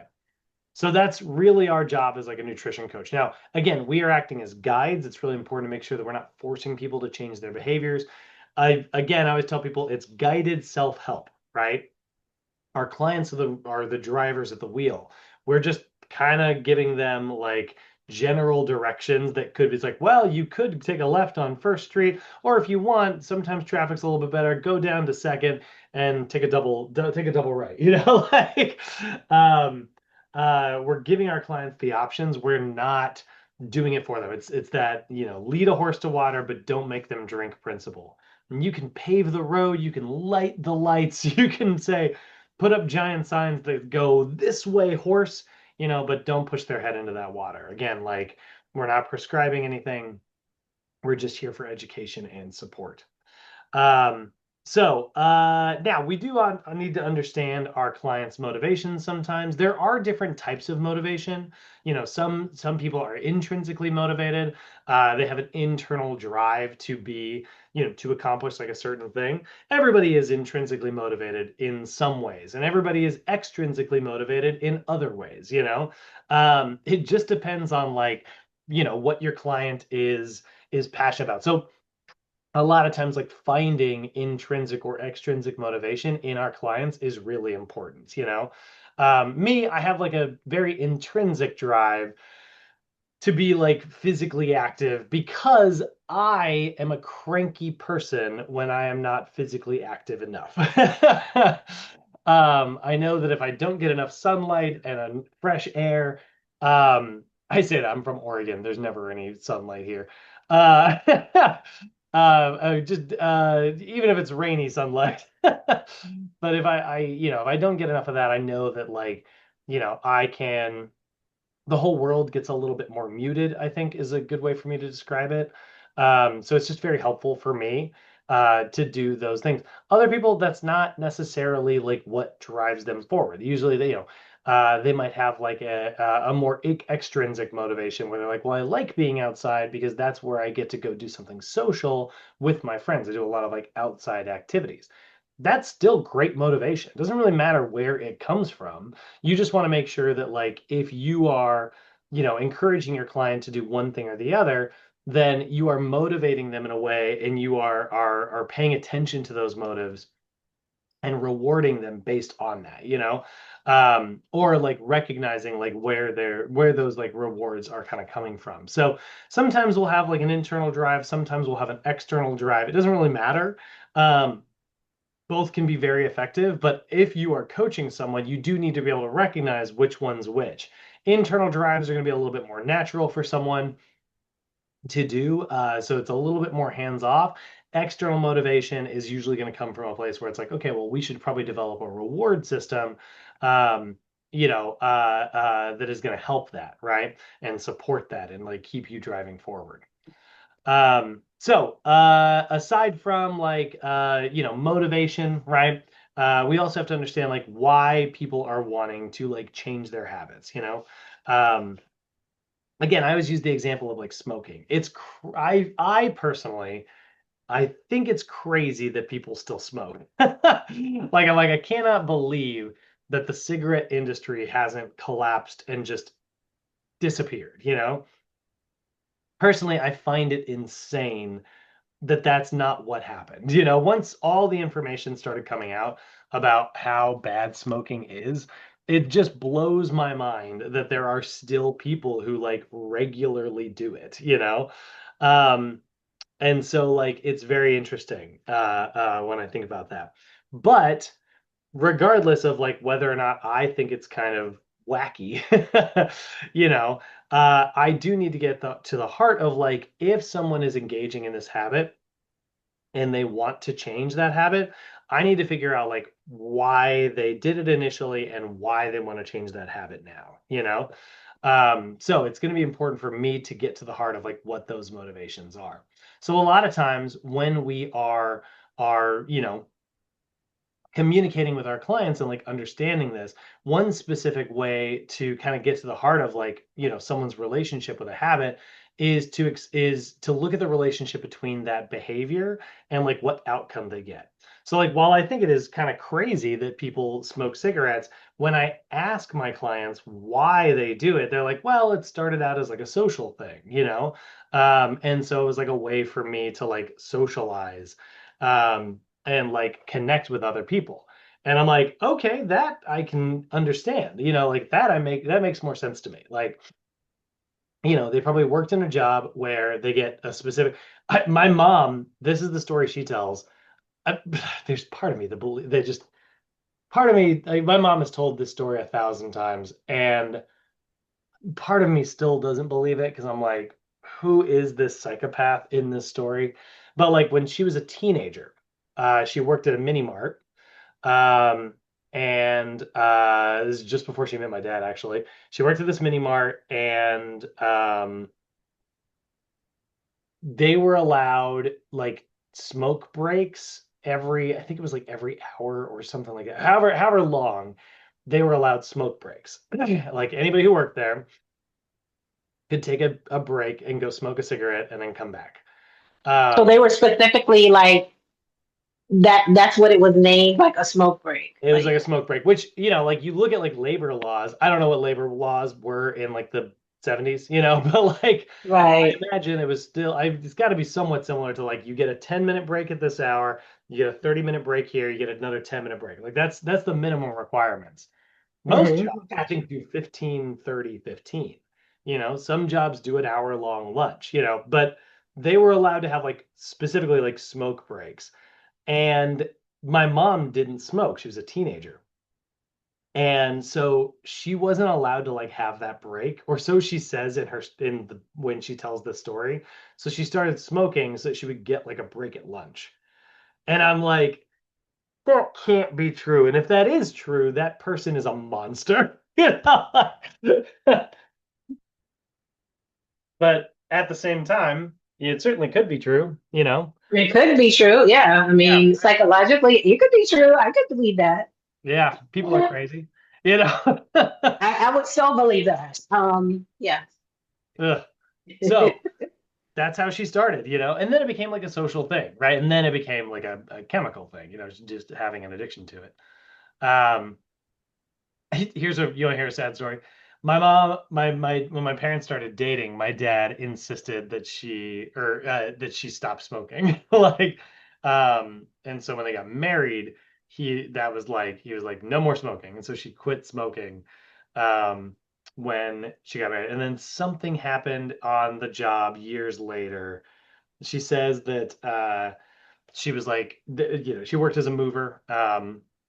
With my dad for a few years, and when they were in Tacoma, Washington, which is where we lived when I was like 5, um, she was on a job with the guys, and they all stopped to go get cigarettes at like a quickie mart or something. And so they pull in, and she goes in with them, and she's gonna get like a bottle of water. She's gonna get something, you know. But everyone bought like a pack of cigarettes, and then just so did she. Like just like muscle memory from years ago. Hmm. And that is how she like started smoking again. And she smoked until 2006. Um, and I remember as a little kid, uh, we had a house that burned down when I was a kid. And so like the house that my parents had like burned down, but it had a detached garage that survived. And so my dad turned that into a one bedroom house, and that's where we lived when I was a little kid. Hmm. But the house was still like on the lot, and yeah, the skeleton of this house. And I remember I was actually playing with a cat toy.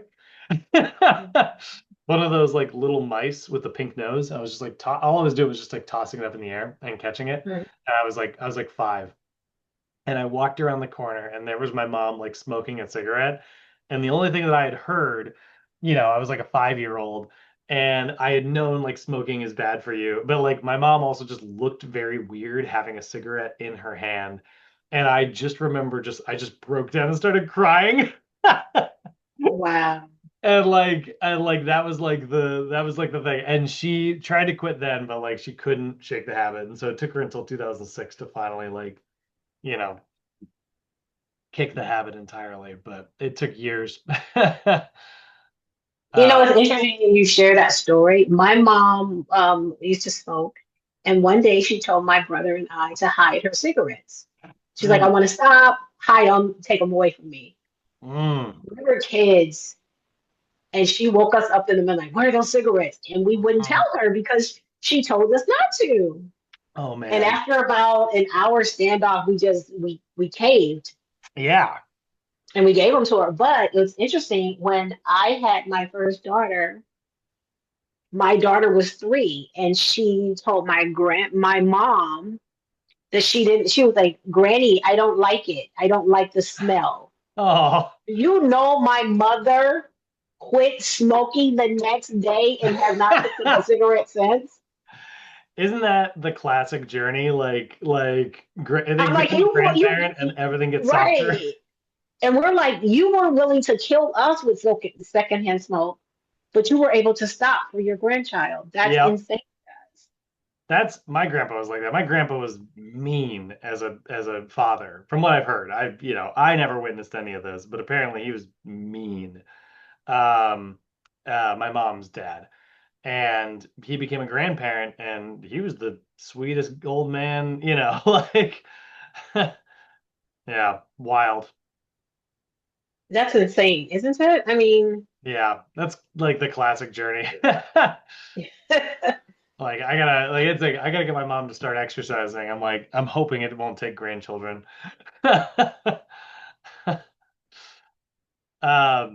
So okay, Brad, the pressure is on. I know the Grandchildren, pressure is on. they Good is Lord. on.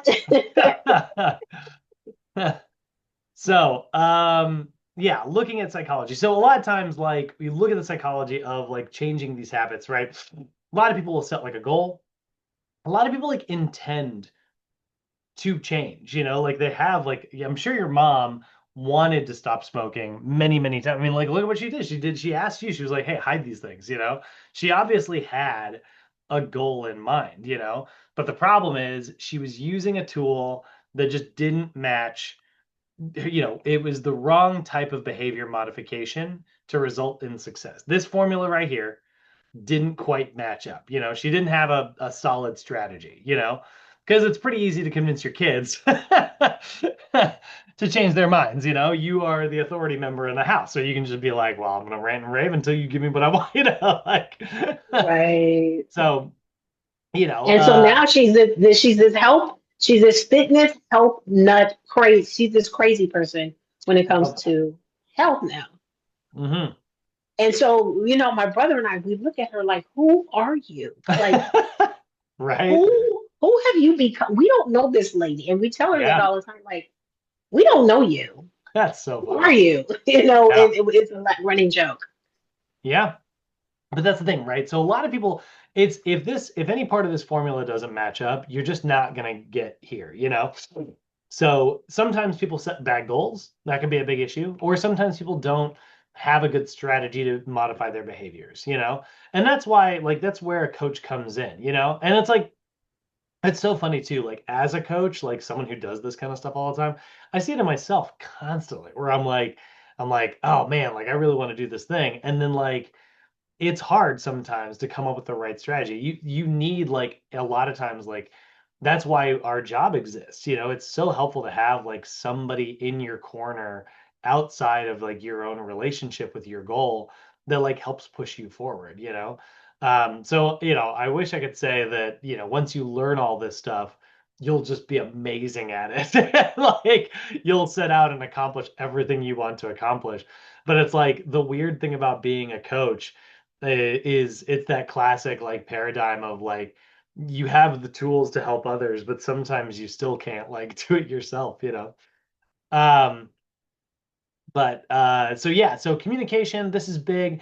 If you are the coach, it is very important for you to make sure that like you are delivering good verbal but also nonverbal communication. It's important to like be empathetic to your clients, try to be a good listener, avoid your own biases. I sometimes I'm really bad at that. We all have our biases, but like it's always interesting whenever I'm not good at talking about politics with other people that I like talking about politics. I think politics is really interesting, but sometimes like I'll hear people say something and I'm like, like I'll make a face or something, and then like now we're not on the same side anymore. We're on opposite sides, and it's like now neither of us are going to get anywhere.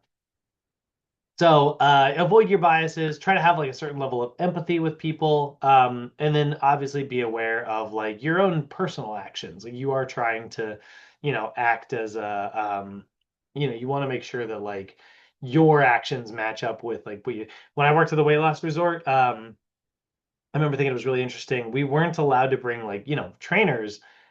Everybody has a protein shaker. You know what I mean? Like it's like part of the uniform as a trainer, because it's just hard to get food and calories in like while you're training your clients. So protein shakers are just so gosh darn convenient.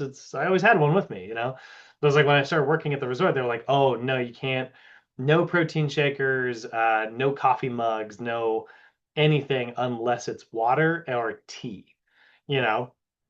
And so like I was like, oh, really? And that was like the big thing. So what it ended up like having to be was like you would sneak it in like, under your shirt or under a sweatshirt or something, and then it could be in the lunchroom and it was fine. But like if you were on the ground with like guests and stuff, it was important to make sure that you did because we again like we're telling people like, hey, no supplements. And if you bring a protein powder, like that's a supplement. It just doesn't match up with what you're saying. So what a lot like no coffee. But obviously like so much of the staff like wanted coffee, so like what some of the staff members would do, and I didn't do this, but what some of the staff members would do is they would make a morning coffee in like a Stanley or whatever, and then they would hang just like they would not have a tea bag in there, they would cut the cord of like a tea bag and then hang it off the edge so that it looked like tea but it was a mug of coffee. Like a bunch of the staff did that. And that was their sneaky way of getting away with it. But yeah, you just want to make sure your actions match up with what you're coaching your clients to do. And again, I would always tell like our guests at the resort, I'd say, like, for the record, we're not saying coffee is bad. You guys can totally go back to having coffee in your life, like when you leave the resort. We just don't want people who are exercising harder than they've ever exercised ever in their life before to also elevate their heart rate artificially. That's the reason. Um, but yeah. So nonverbal communication, that's your body language, your posture, your facial expressions. Your tone of voice is nonverbal. It's still like, verbal, but it's still like part of like what you're picking up on. So trying to speak not in a monotone, like trying to make what you're saying interesting, paying attention to your client and empathizing with them, all of that is nonverbal.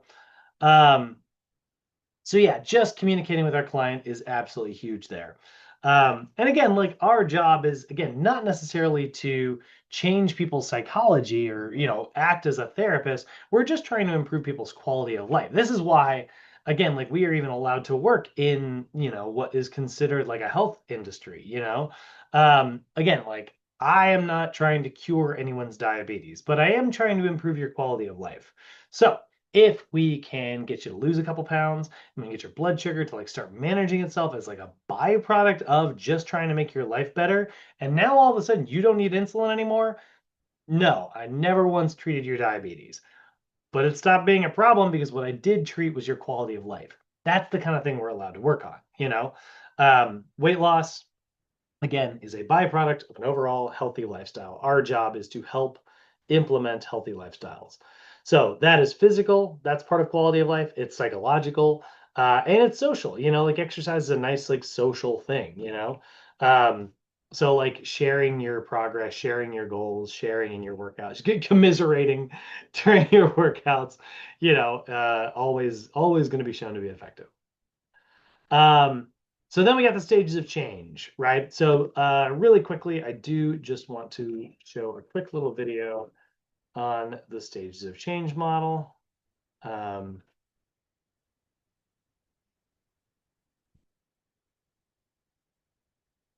there it is. I just gotta find like, thank goodness YouTube shows you what videos you've watched in the past. I would be in so much trouble. Skip. All right, let's pause this. I like that video. It's like it's clearly a younger guy, like, doesn't have the budget of like some of our other videos, but I think he just gives a really great breakdown on how all of them work.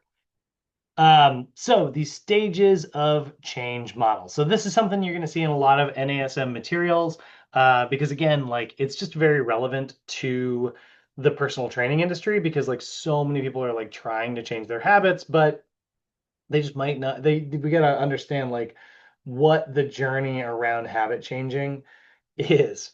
Bumble. Sorry. Hey, that's so rude. Stop it. um, she just walked over and was like, whack. um, okay. We're just gonna go crazy now. Uh, let's go ahead and take a look at what these stages actually are. So in the stages of change model, we have pre-contemplation, which is somebody who is not necessarily intending to change, right? So somebody who probably has like a bad habit, but they aren't really, concerned with it. This is a lot of smokers, like they might know that it's bad for them, but they're like, it's probably not bad for me.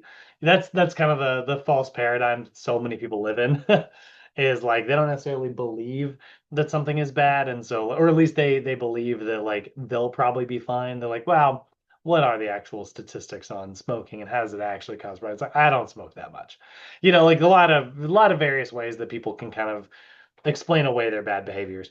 Then you have contemplators who are thinking about changing, but at some point within the next 6 months. So it's like they'll get to it eventually. It's somewhere in the future. Now, a lot of times what happens is people get stuck in what we call chronic contemplation, which is where they really do intend to change, but it just kind of cycles over and over and over. 6 months comes, 6 months goes, and it's like, no, the next 6 months. They're waiting for January 1st. Yeah, they're waiting for the New Year's resolution, something like that.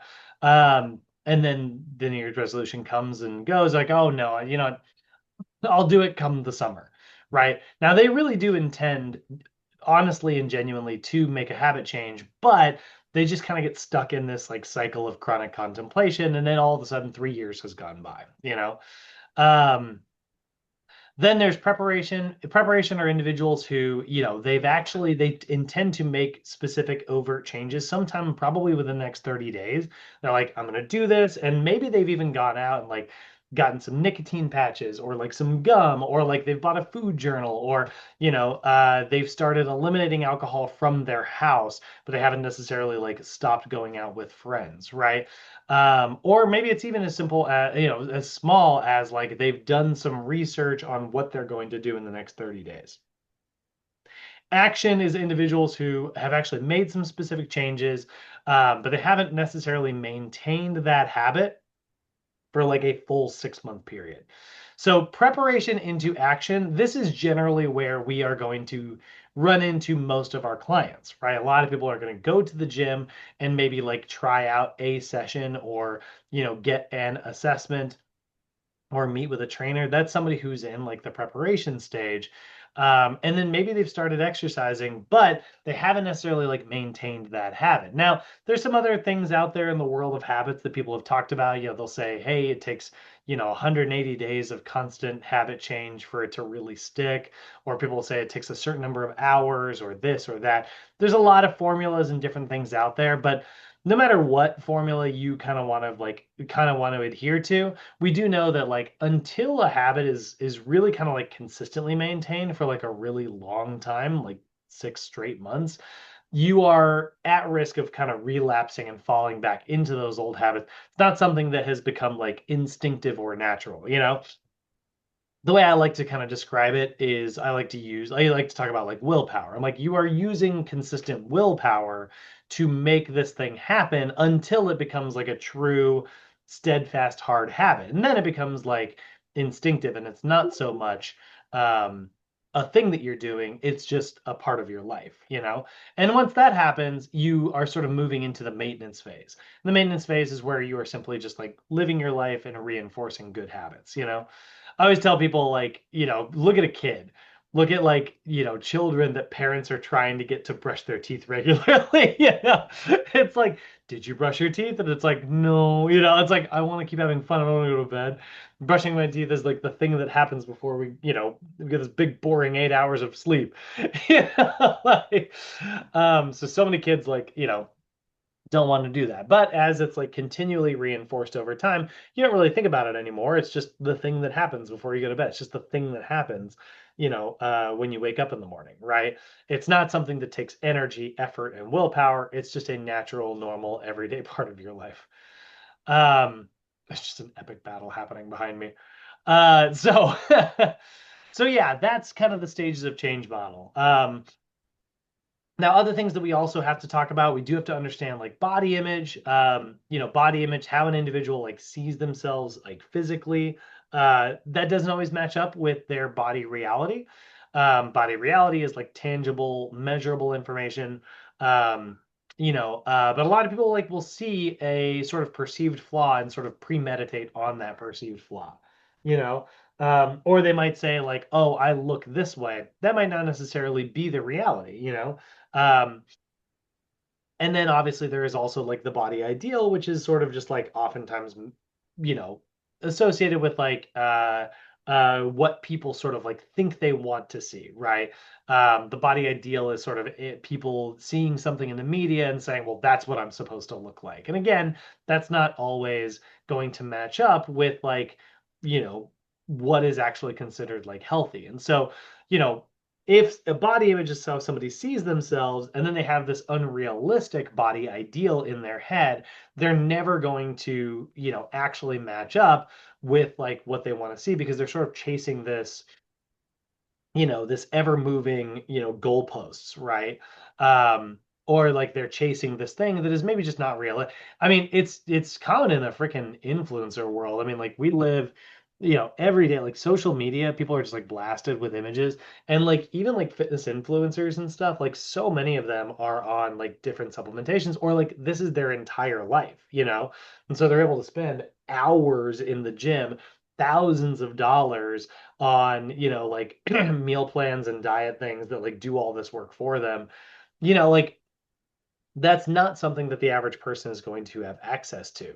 And so like the idea that you are supposed to look exactly like these like social media influencers and stuff kind of leads to this unrealistic body ideal that so many people are chasing. And so that ends up leading to poor body image where somebody sees themselves like not the same as like someone else, because maybe they don't have those advantages. And then that ends up leading to low self-esteem and low self-efficacy, right? Well, not self-efficacy, but like low self-esteem. That's obviously going to lead to, a poor quality of life. So how do we impact that positively? Like what can we do? Well, one of the things that we know has like a positive impact on people is improving self-efficacy. Now, self-efficacy is a little bit different than self-esteem. Self-esteem is just like, the idea that like you matter and your opinions are important and like, you have just as much right to this world as everyone else, right? It's not just necessarily how you feel about yourself.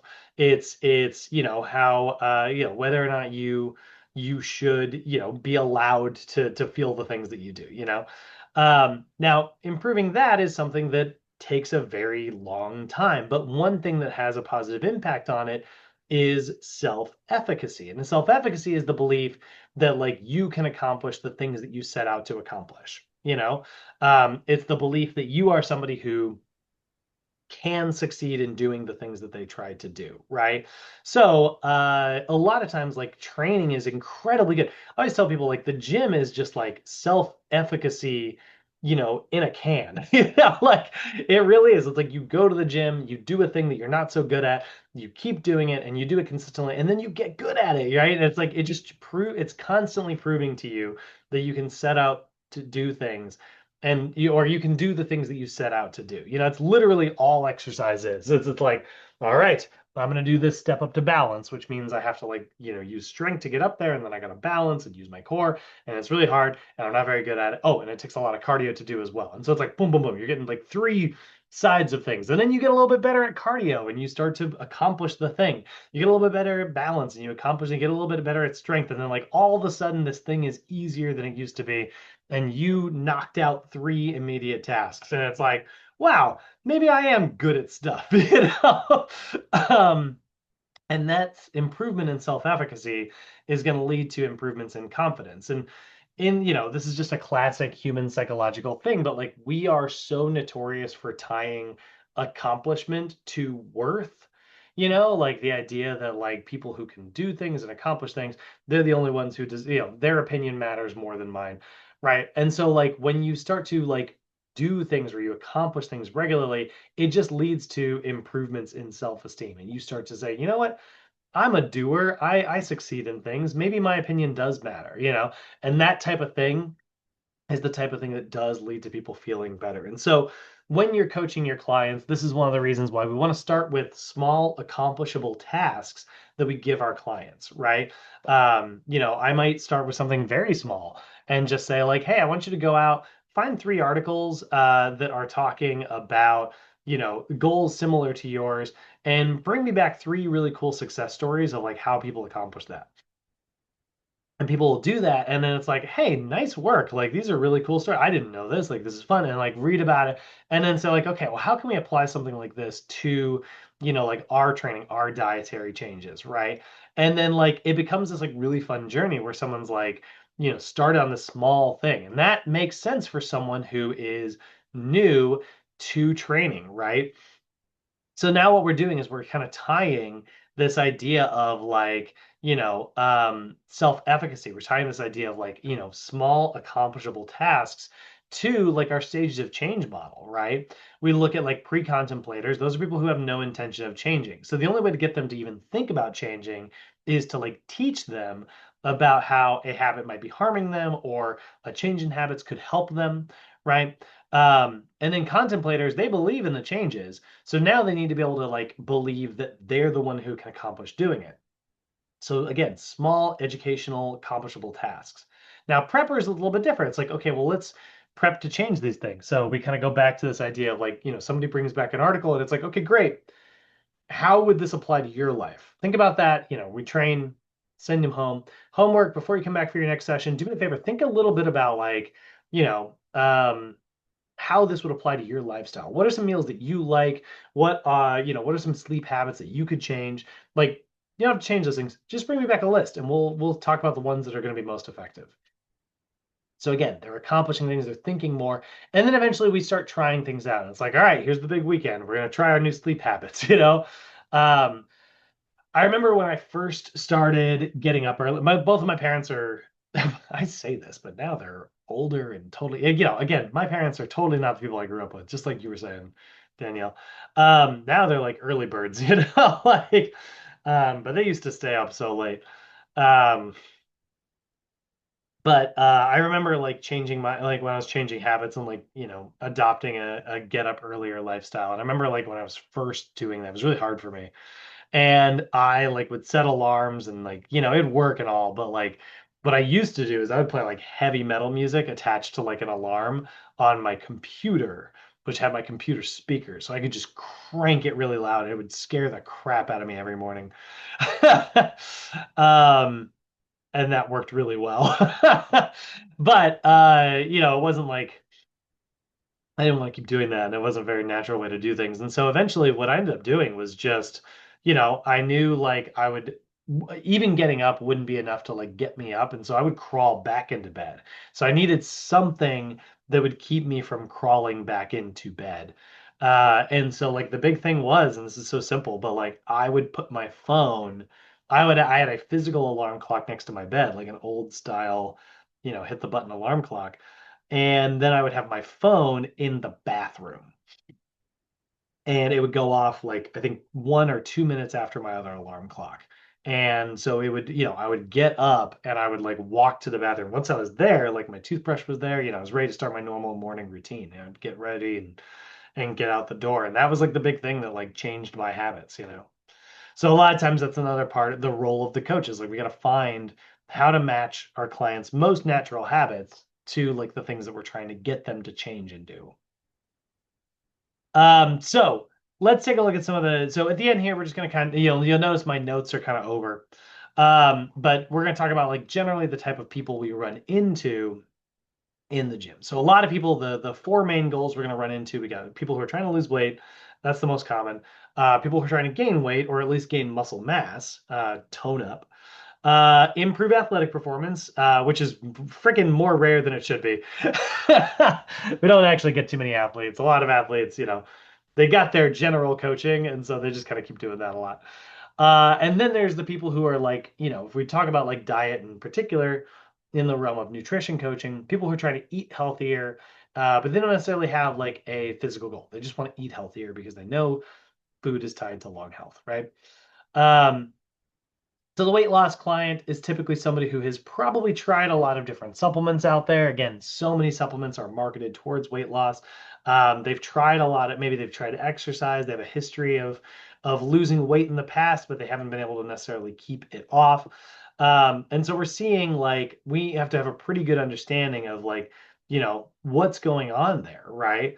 So we look at sort of the individual factors here, right?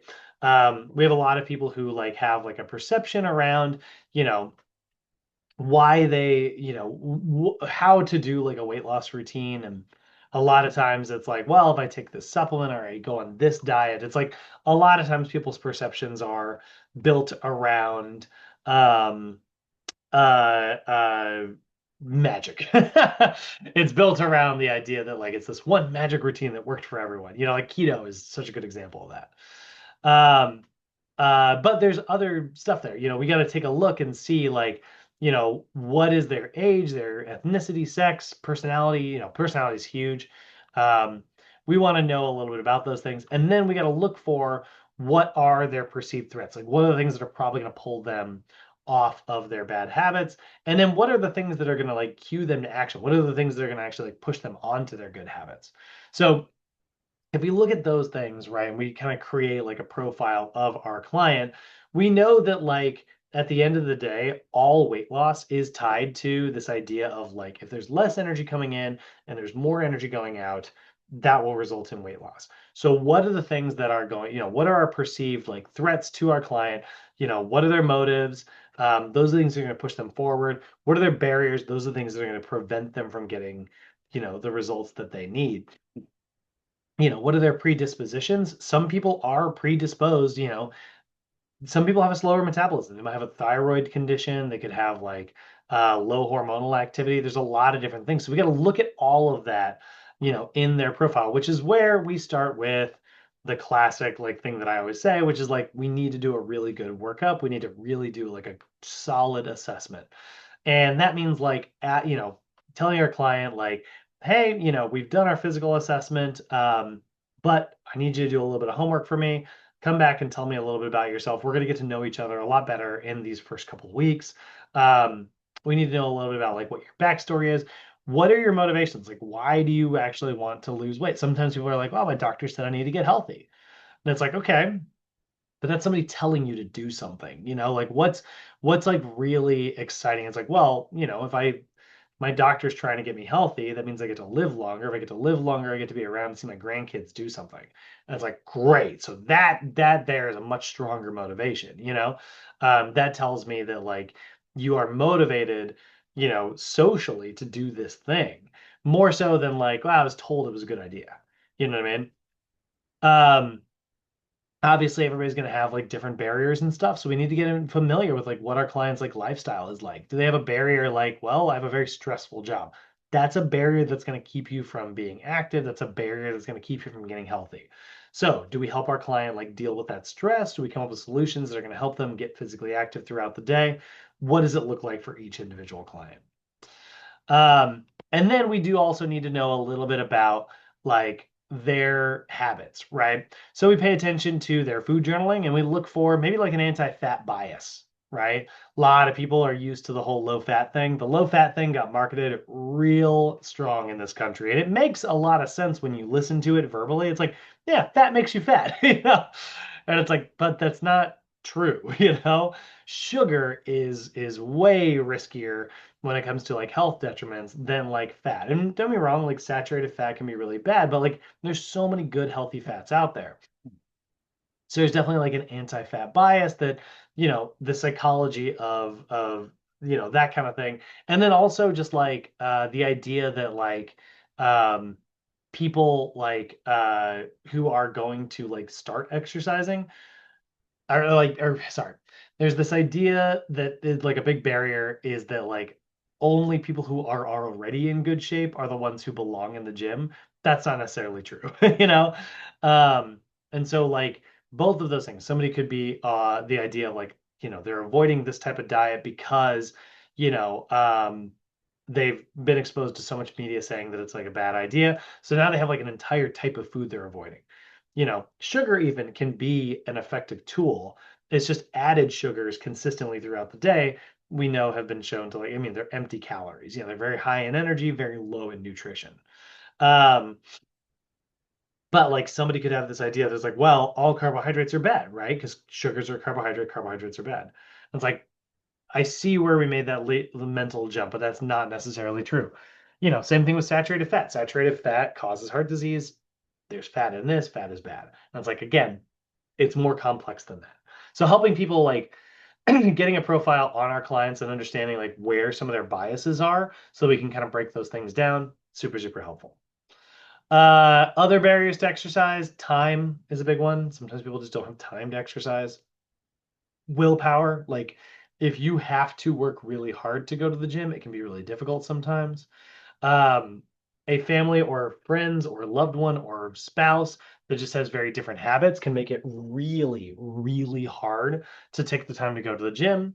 You're invested in doing something with someone else, and so you don't want to do it without them. And then like the two of you get in this like cycle of you know, waiting on this person, but then it's like, okay, I'm waiting up. Now they're ready to go. Oh, but I need to do this thing. Waiting, waiting, waiting, and then they like it ends up never happening. That is like a classic cycle that you have that happen with your friends and family. And then another big barrier is like lack of knowledge of expertise. So we have to come up with, potential solutions for these things, and that's a big role for us. Time constraints, giving our clients time efficient things or things that they can do throughout the day that would help. Very, very, very helpful. I always tell my clients, like, if you have a desk job, just every hour on the hour, get up, take a lap around the office, sit back down. You're going to feel better because you're going to have a little mental break all the time. Um, you know, it's hard to do. I'm totally bad about this, by the way. I get like so wrapped up in things sometimes. It's really hard to get me out of a chair when I'm like super invested in it. But it is I promise it is better psychologically. And it's like now it's hard, it's believe it here, but maybe don't believe it here. It's hard. Lack of willpower, finding a way to make things more natural, um, is going to be way easier to accomplish things rather than if it is something you have to use consistent willpower to do. And then friends and family with different habits, trying to like bring them in on those habits, or you know, um, just giving people the confidence to necessarily like do things on their own. That can be very helpful. And then lack of knowledge, obviously, that's our that's our easy one. That's like 90% of what we do. It's like, no, no, no, here, let me impart you with some knowledge. Um, and then there's willpower again. Eating disorders, that's a big one. Now, with disordered eating, if you notice any of the signs of anorexia, which is somebody avoiding eating, bulimia, which is somebody usually binge eating and then purging, or just binge eating disorder, which is somebody who, avoids, and then eats a lot of food. Typically, that's somebody who's overweight. Um, any of those things, if you recognize them, those are things that we do not work with. You're going to want to encourage them to meet with a psychiatrist, a psychologist, somebody who is qualified to work with those specific conditions. Now, if you recognize those things, it doesn't mean you can't work with the client. It just means that like you are not going to address those things directly. It's just important to, I've only had it a couple times in my career. Happened when I was working at the weight loss resort, happened when I was working at LA Fitness. But a couple times I've had to have, hard, prickly conversations with clients where I'm like, you are showing all of the signs of like disordered eating. Like you're trying to eat 600 calories a day, and exercise like 2 to 3 hours a day. That is, you know, very unhealthy. And we've encouraged them. One of them was, I will say, just like, well, I'm gonna win this weight loss competition, and once I win, I will go back to eating normal. And I was like, that is not good. And then she did win, and then she did go back to normal. So it turned out okay in the end. But man, that was brutal. She was down to like, I think she was down to like 103 pounds or something in the end, something crazy. So yeah. And then the other thing, one of the most effective tools you can do, modify the eating environment. Try to avoid bringing certain foods into the house, and then try to encourage your clients to shift to more mindful eating. So pay attention to what they're eating rather than mindless eating. That is huge as well.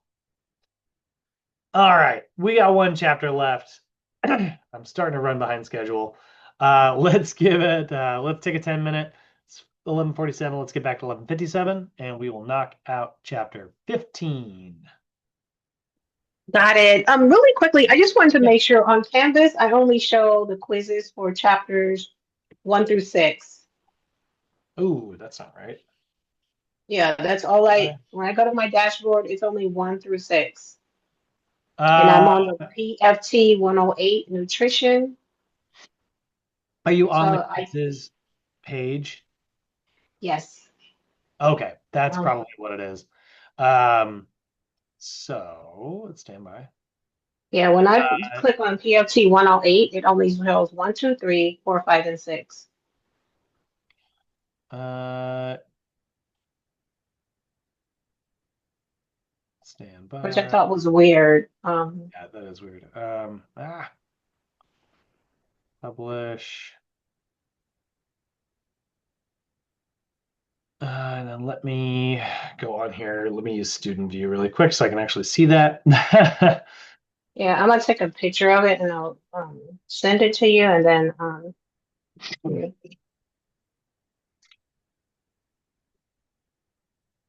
Okay, so what you're looking for, Mm-hmm. um, see where I scroll down to day 3, chapter 789. It says quiz Okay. chapter 789. And then day 4, 10, 11, 12, quiz chapters 10, 11, 12. Do you see Yeah, that? I don't, for some reason, when I log into my Canvas, the only thing I show is, hold on, it's PFT 108 is at the top. It Mm-hmm. shows chapters 1, 2, and 3, Yep. and then it shows chapters 4, 5, and 6. Okay, now it says 7, 8, and 9. Before it didn't, which Really? is Okay. weird. That's not good. That's really weird. Well, I did just refresh Yeah, it. It could be, yeah, I just refreshed it just now. So you're not crazy. okay. Okay, I just want to make sure because I was like, Yeah. yeah. It might have Okay, just no needed problem. a it might have just needed a refreshing. Okay, Um, sure. so okay. So Okay, back at noon. okay, sure. Mhm.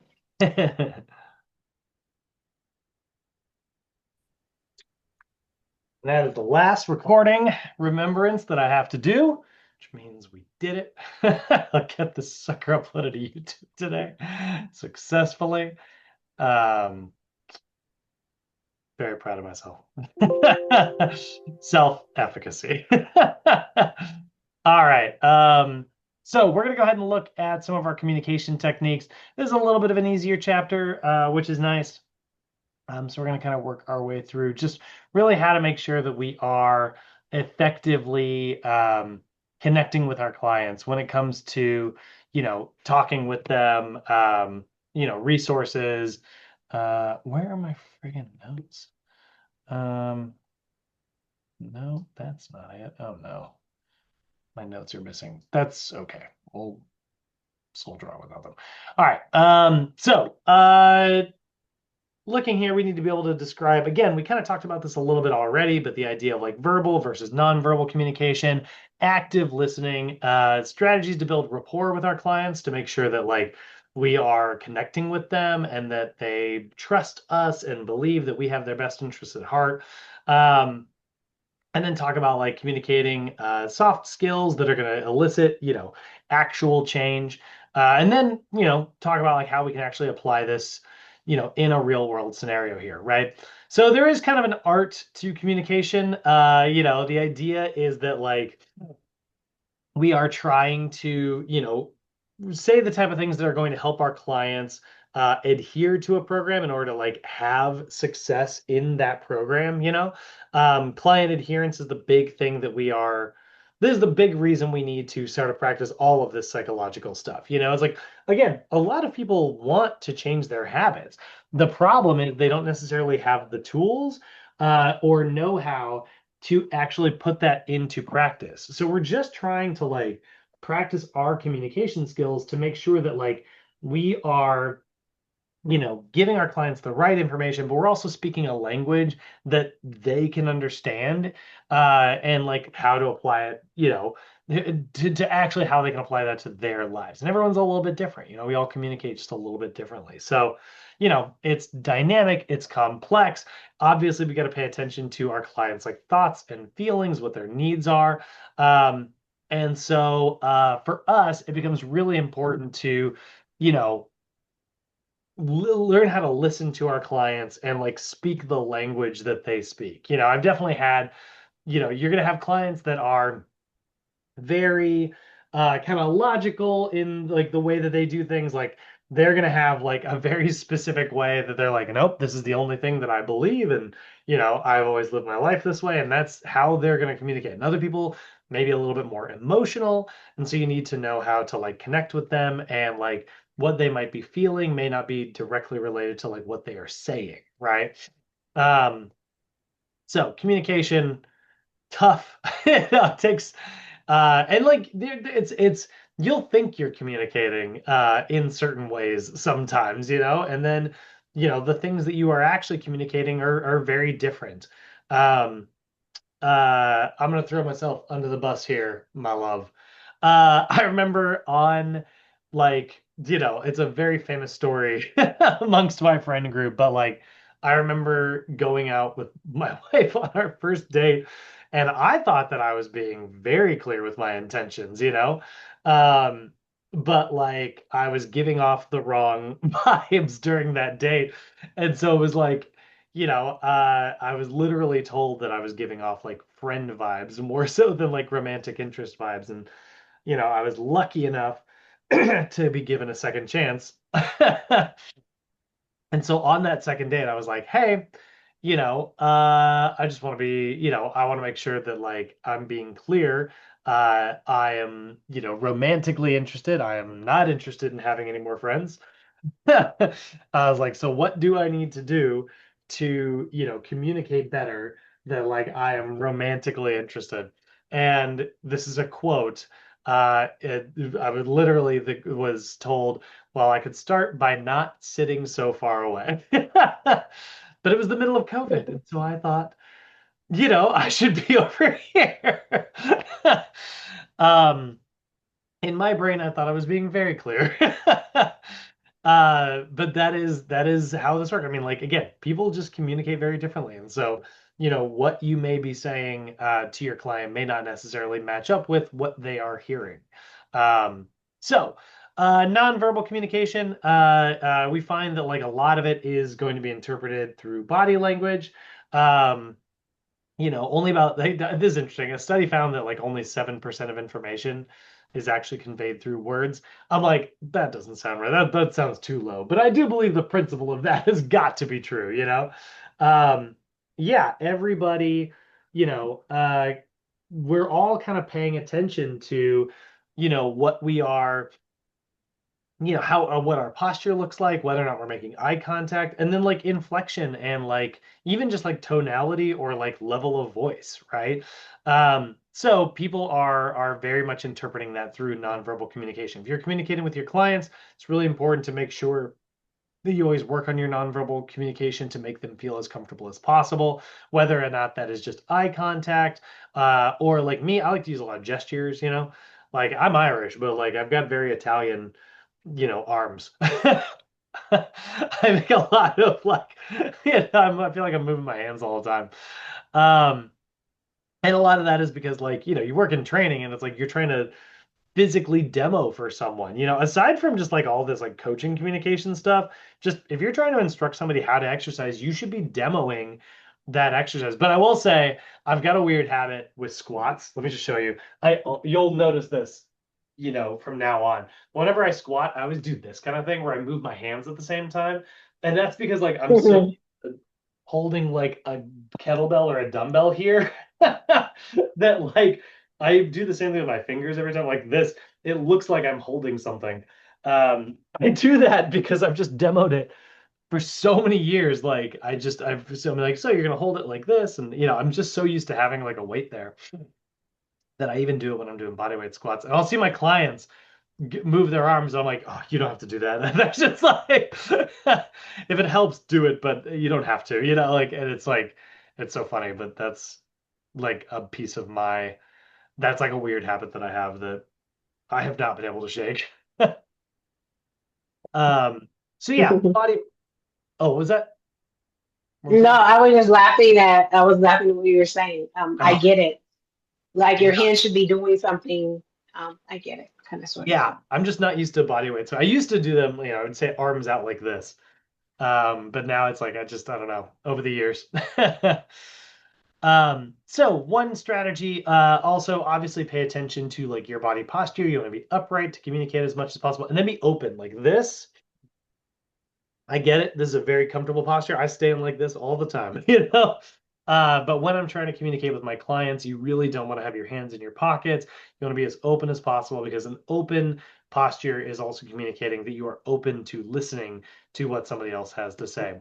Volume wise, make sure you're obviously loud enough that somebody can hear, but you shouldn't be yelling. Again, people pay attention to tonality. That is a big part of communication. Eye contact, speech rate. Slow down if you need to, speed up if you need to. But, like me, I get really excited and I start talking much faster. But like if my client can't hear what I'm saying because I'm talking too fast, they're going to be so polite that they're not going to tell me. So I have to like, check myself every now and then to look for that. Verbal communication is obviously your words, be intentional with what you are saying, be specific. Um, Obviously verbal communication is sort of what we generally think of, but like again, it's interesting. Like sometimes people interpret certain, words and messages differently than other people, Um, I feel like I use a lot of like exclamations when I'm texting, because when I talk in real life, I'm very excitable and my voice goes up and down. And so I never know how to like communicate that through text messages. So like I am notorious for being like, ha ha ha ha, LOL, and then like lots of exclamation points. I'm like putting a lot of that stuff in my text messages a lot of times. Um, Word choice is big. Obviously, there is denotation, which is like the meaning of a word that we all know. But then, like more specifically, I think the thing that most people often listen to is like connotation, which is like the perceived meaning behind a word in context with what you are talking about at the time. I am notorious for, I think I tend to be like a big like connotation like implier, which sometimes makes communication difficult with me. I will oftentimes like because I will be on one topic that I am talking about. If somebody changes the subject and I don't notice, I will still be back on the other topic. Or if somebody says something and like they said something else recently, I will oftentimes like assume those two things have to be connected. Um, and so like sometimes like I will interpret meanings, in like things that people say that have nothing to do with like what they're talking about right now, or like, or even just like settings or context. So, you know, people are obviously going to interpret things a little bit differently here or there, but like um that is like something to always be aware of. Like, your timing of when you bring something up, for instance, is really important, with your clients. If you're having a conversation with your client about like diet stuff, and then you bring up like, maybe some challenges that they're facing elsewhere in their program, they might think that they're having challenges with their diet. So it's just really important to make sure that like we're always thinking through those kinds of things. The right time to bring something up is important. Word choice is huge. A lot of words that are socially attached to certain meanings can make people feel comfortable or uncomfortable. Skinny, fat, fit, all of those things have a lot of different meanings. Someone else's interpretation of skinny versus somebody else's interpretation of fat could mean very different things. So we got to make sure that we're using those words wisely. This is more of a training thing than it is a nutrition thing, but I will also say learning how to use like talking about supportive language rather than saying something is the easy version. Like when you are coaching someone, let's say you've got a client and you are going to get them to, you're teaching a group exercise class, right? Um, and one of your group exercise stations is squats. And maybe you put a chair there so that, sorry. Oh my gosh. So that somebody might Actually, need to do like, thank you. Somebody might need to do like box squats, right? So box squats is just, with the assistance of a chair, you'd be sitting into that chair and then getting back up, into the chair and then back up. So maybe you're doing like a group exercise class, you have that as an option. Then you have body weight squats, which would just be somebody next door. And then maybe you have like a kettlebell squat. Rather than coaching, like while you're teaching that group exercise class, talking about like staying like appropriate and stuff, don't say, okay, this station is going to be our squat station. So you're going to pick up this kettlebell and do your squats. If you need to make that easier, you can do body weight squats. If you need to make that even easier, you can do chair squats. That is not the right way to coach that. What you should do instead is say, all right, so we're going to do squat stations over here, and then start with the chair assisted squats. And then say something like, if you personally want to make that more challenging, you can do body weight. If you want to make that even more challenging, you can grab a kettlebell. And so the language about how I describe that is like you can upgrade rather than downgrade, and talk about how like, if you want to make it more challenging, you can go for this, right? But that's going to make somebody feel better about accomplishing something more challenging rather than making somebody feel worse about not being able to achieve something. Um, and so like that's a big part of like supportive language. And then obviously like, you can use humor, but make sure it's appropriate. That shouldn't come as any surprise. So yeah, the goal is to always make sure that we're using supportive language that focuses on succeeding rather than modifying or not succeeding. Written communication, talking through text. I'm horrible at this. I'm the worst texter I know. I'm just not very good at remembering text. I actually have a text message open on my phone right now. My aunt texted me at like midnight, which I was very much asleep. But I have to remember after class to text her back. It's just like, you gotta remember to do that, you know? So I'm notorious for even doing it that way. I feel like there's never a good time to text, um, which is just not true. But like, I always feel that way. I'm like, no, I can't text them right now. I'm busy. And so I leave a text message open, and then like 12 hours later, I'm like, oh crap, I forgot to text this. I'm just horrible at it. So same thing with emails, texting, emailing. It's just if that is a great way for you to communicate, just make sure you're being clear, and make sure you spell things correctly. To your proofreading. Oh, I'm gonna sneeze again. Oh my gosh, my nose. Uh, ah. Right, active listening. This is the next thing. So active listening is defined as mindfully hearing or attempting to comprehend someone. Man, can I tell you, I was incredible as a kid at not listening to my mom uh, or my dad. I was so good at it. And they would do this thing where they were like, hey, pay attention. I was like, I heard you. And they were like, and then they were like, what did I say? And I'd be like, you said, da, da, da, da, da. I was amazing at it. I could repeat back to them verbatim what they said. And then afterwards, my mom started going, okay, you heard me, but you didn't listen to me. And I'd be like, oh, that's true and fair, like, and then she'd be like, what does it mean what I just said? And then I would take a second to process it and be like, oh my gosh, I have so much to do. Like, but I was so good at it. Because I did like plays and I could just like hear dialogue and repeat it back to her. And I felt like I was so like, I was like, ha, you trying to catch me, but I got you. And then she'd be like, yeah, but what does that mean? I'd be like, I don't know. Like, classic teenager. Uh, so yeah, active listening is making sure you don't do that. You want to actually hear what somebody has to say and listen to them and absorb it and like pay attention. So make sure that, and it does require practice, something that we don't always do naturally. But there are ways for you to communicate that you are listening to someone. I feel like cell phones have ruined me and everyone else in this way. Like, put your phone down, make eye contact with someone, and ask questions directly related to what they're saying. One way to communicate to someone that you are listening to them directly is to repeat back what they said, but in a slightly different language.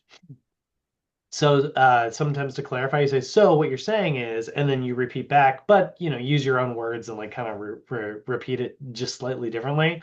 Not only will that help you absorb information better, but it will also convey to them what you are hearing. And if they say, "Oh, that's close to what I'm saying, but not quite," now all of a sudden you just, you know, axed out a miscommunication error, which is really good. So you want to make sure you check for that. Agreed. So that's big. I'm sure you probably do that. I know that there's like, I don't know much about like in the nursing world, but I'm sure like, wherever you work, they probably have like protocols in play for like making sure that like someone says something and then the rest of the team hears it correctly. And um, I know that's big in like operating rooms. Yeah, we practice. When you work on a team, you go through different trainings to make sure that you and your team could actually, like, you could actually walk in a room and not say anything and assist the patient, and you guys know exactly what you're saying with no words. That's So great. we've gone through training like that so that we Yeah, all are interpreting the same thing almost at the same time that's or amazing. very close to it. Yeah. Yeah. So imagine if the whole world did that. Gosh, I'd feel like arguing would drop by to like 0%. You know what? Whenever I've been in relationships, I've really focused on trying to transmute, like, or me and my dad, we used to transmit thoughts and conversations to see if the other person could pick up on it. Oh, interesting. I Yeah, remember doing that as like an activity in college. We'd turn somebody around and then you would try to like get them to you turn around when you said it in your head yeah, and see how close it was. pretty cool. So yeah, stages of listening, right? Obviously there's receiving. You hear something, yeah, but you have to like take the second. This is what I would do when I was a kid. I was really good at receiving, but I was not good at like taking the time to do these things. And so my mom would have to call me out on it. The understanding part is what takes time and effort. And that's really, I think, like sometimes, like, and one of the reasons why it feels like people get so angry when you're not actually listening or paying attention is because, like, it also kind of feels like you are like you're not taking the time to understand. It means that like it makes the other person feel unimportant, which that's not what you want to communicate. So take the time Hmm. to like think through it.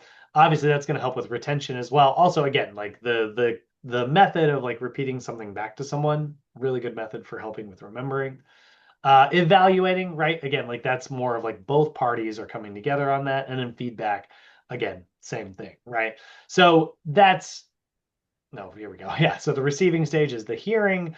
The understanding stage is the paying attention. The remembering is logging it in the brain. The evaluating is starting to, is to put it into your own words and eventually repeat back. And now you're having a conversation. Um, so reflection, obviously, big. This is a great way for you, when you are reflecting on what your client is saying, and then you are expressing it back to them, and they're reflecting on it with you. Now, what you're doing is you are like bonding with your client. It's a really great way to build like rapport. And then you can question too. You can ask the right type of questions to your client. So closed-ended questions, probably not the type of client question you want to ask your client typically. You want to ask open-ended questions. Open-ended questions are questions that get your client talking. So rather than saying something like, what are you doing this weekend? Right? That's actually kind of a closed-ended question. It's going to say something, they can probably answer that, I'm going to go to the beach. It's quick, right? It's rather than open-ended, right? But you can always follow that up with a second, more open-ended question and say something like, "Oh, great. What are you going to do while you're there? Like why are you going to the beach? Like what's so exciting about the beach?" Yeah, and then they might have like a long conversation about like all the things they're really excited to do. So try to avoid asking questions that are just answered with like yeses or nos. Um, and ask questions that are going to get your clients talking or probing questions related to like directly what it is they're talking about in that moment. So divergent questions, right? These are kind of fun. They're usually very broad questions. They have no right or wrong answer. They can be good for like brainstorming. Divergent questions are questions that are you know way outside the box. It's like the classic example of like a divergent question is like when you're in an interview and like the interviewer is like, "So, if you were a penguin, what type of penguin would you be?" That's like the weirdest example. It's like, that's a weird question. Those are usually very divergent questions that cause you to think in ways that you don't normally think. In the world of fitness, sometimes it'll be something that's like kind of fun where I'll say, well, if you had access to an extra hour in the day, like you had like a magic ring, that gave you a 25th hour that nobody else has, like what would you do with it? And sometimes people will say like, something very active, or they'll say something very inactive. And so that gets what that communicates to me when I'm like listening to something like that is I'm like, okay, like that tells me what you're most passionate about. Like, so if they say something like, "Oh my gosh, I would just go play basketball," and I'm like, "Oh, so you're big basketball. Okay, great. Like, hey, like I've been trying to get you to do cardio lately, and you keep skipping your cardio, ducking your cardio sessions. Why don't you go play some pickup basketball?" Like, and then they're like, "Well, I just don't have the time," and it's like, oh, we go back to this whole, oh, they were only able to do that because they had the extra 1 hour, magical 1 hour of the day. Now I've been focusing on trying to get them to do these things. They just don't have the time. Now let's see if I can help them make more time in their day. You know what I mean? Like, so really a lot of times, like divergent questions can be a really good tool. You ask something really weird, but it can get you to the heart of like it's interesting what it'll highlight for you with your clients sometimes. And then lastly, we wrap up today with this idea of building rapport. Again, we're just trying to get our clients to trust us. we want to have a certain level of rapport with our clients that they feel comfortable telling us everything that's going on, had the struggles that they're dealing with, or like the things that they like, about like a specific routine. So, in order for our clients to like actually adhere to a program, they have to like trust that we have our best interest at heart. No, I'm sorry, their best interest at heart. Oh my gosh. If they think we have our best interest at heart, they have no reason to trust us. um, but yeah, we want to make sure that like we're trying to convey that all the time to our clients. I'm always trying to get my clients. I'm like, hey, like, look, I know this is going to be really brutal today. We got a hard workout ahead of us, but I promise you, you're going to feel really good at this. And like, it's going to be tough, but like, this is good. This is going to be really good in the long run. And so even just taking the time to say like, look, I get it. I've got perspective on this. Because sometimes people are like, oh, you're just a trainer, you work out all the time. Comes so naturally to you. And I'm like, not always. I love my bed.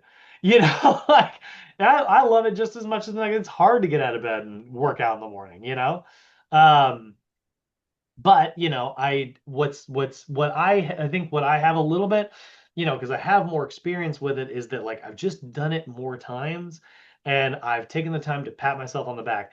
I think like so many people would work out more often if they just took the time to be like, I did that. Good job, me.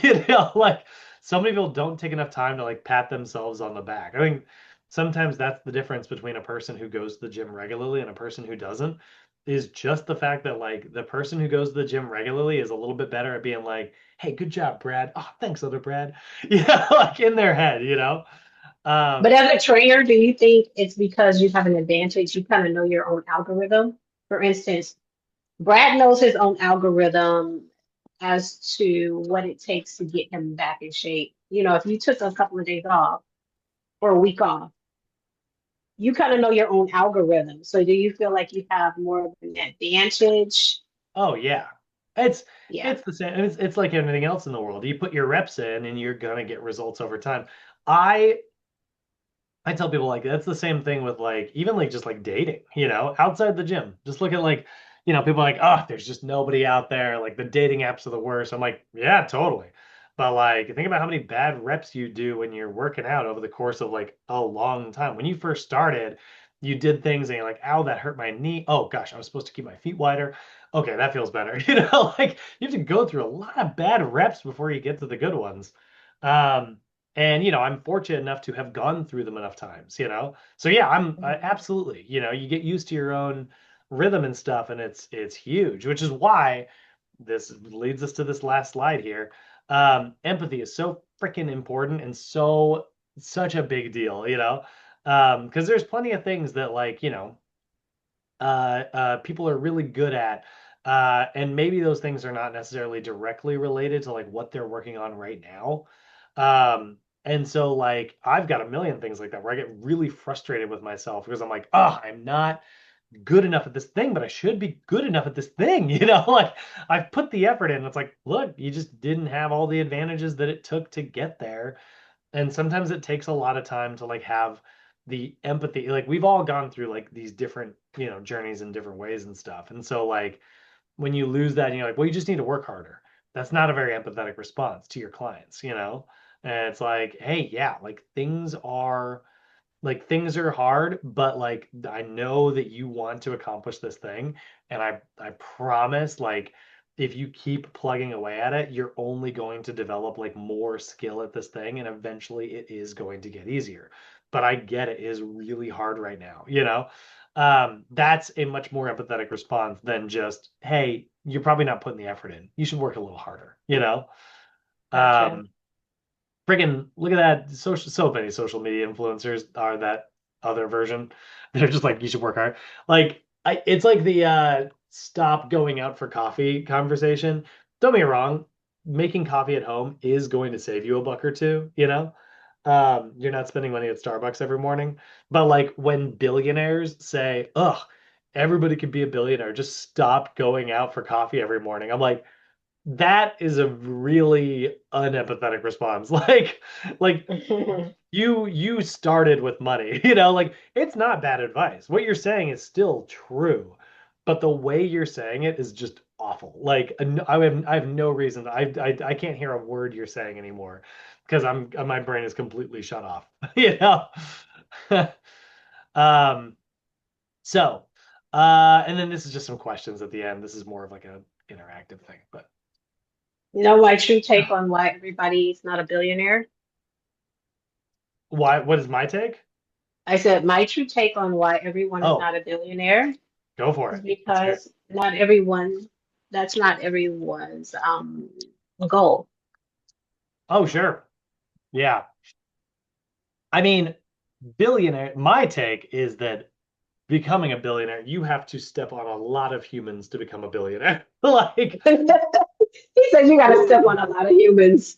that number is so large. It's almost impossible for us to understand as a human being. Like it's to be a billion. Now, to be a millionaire, I love that goal.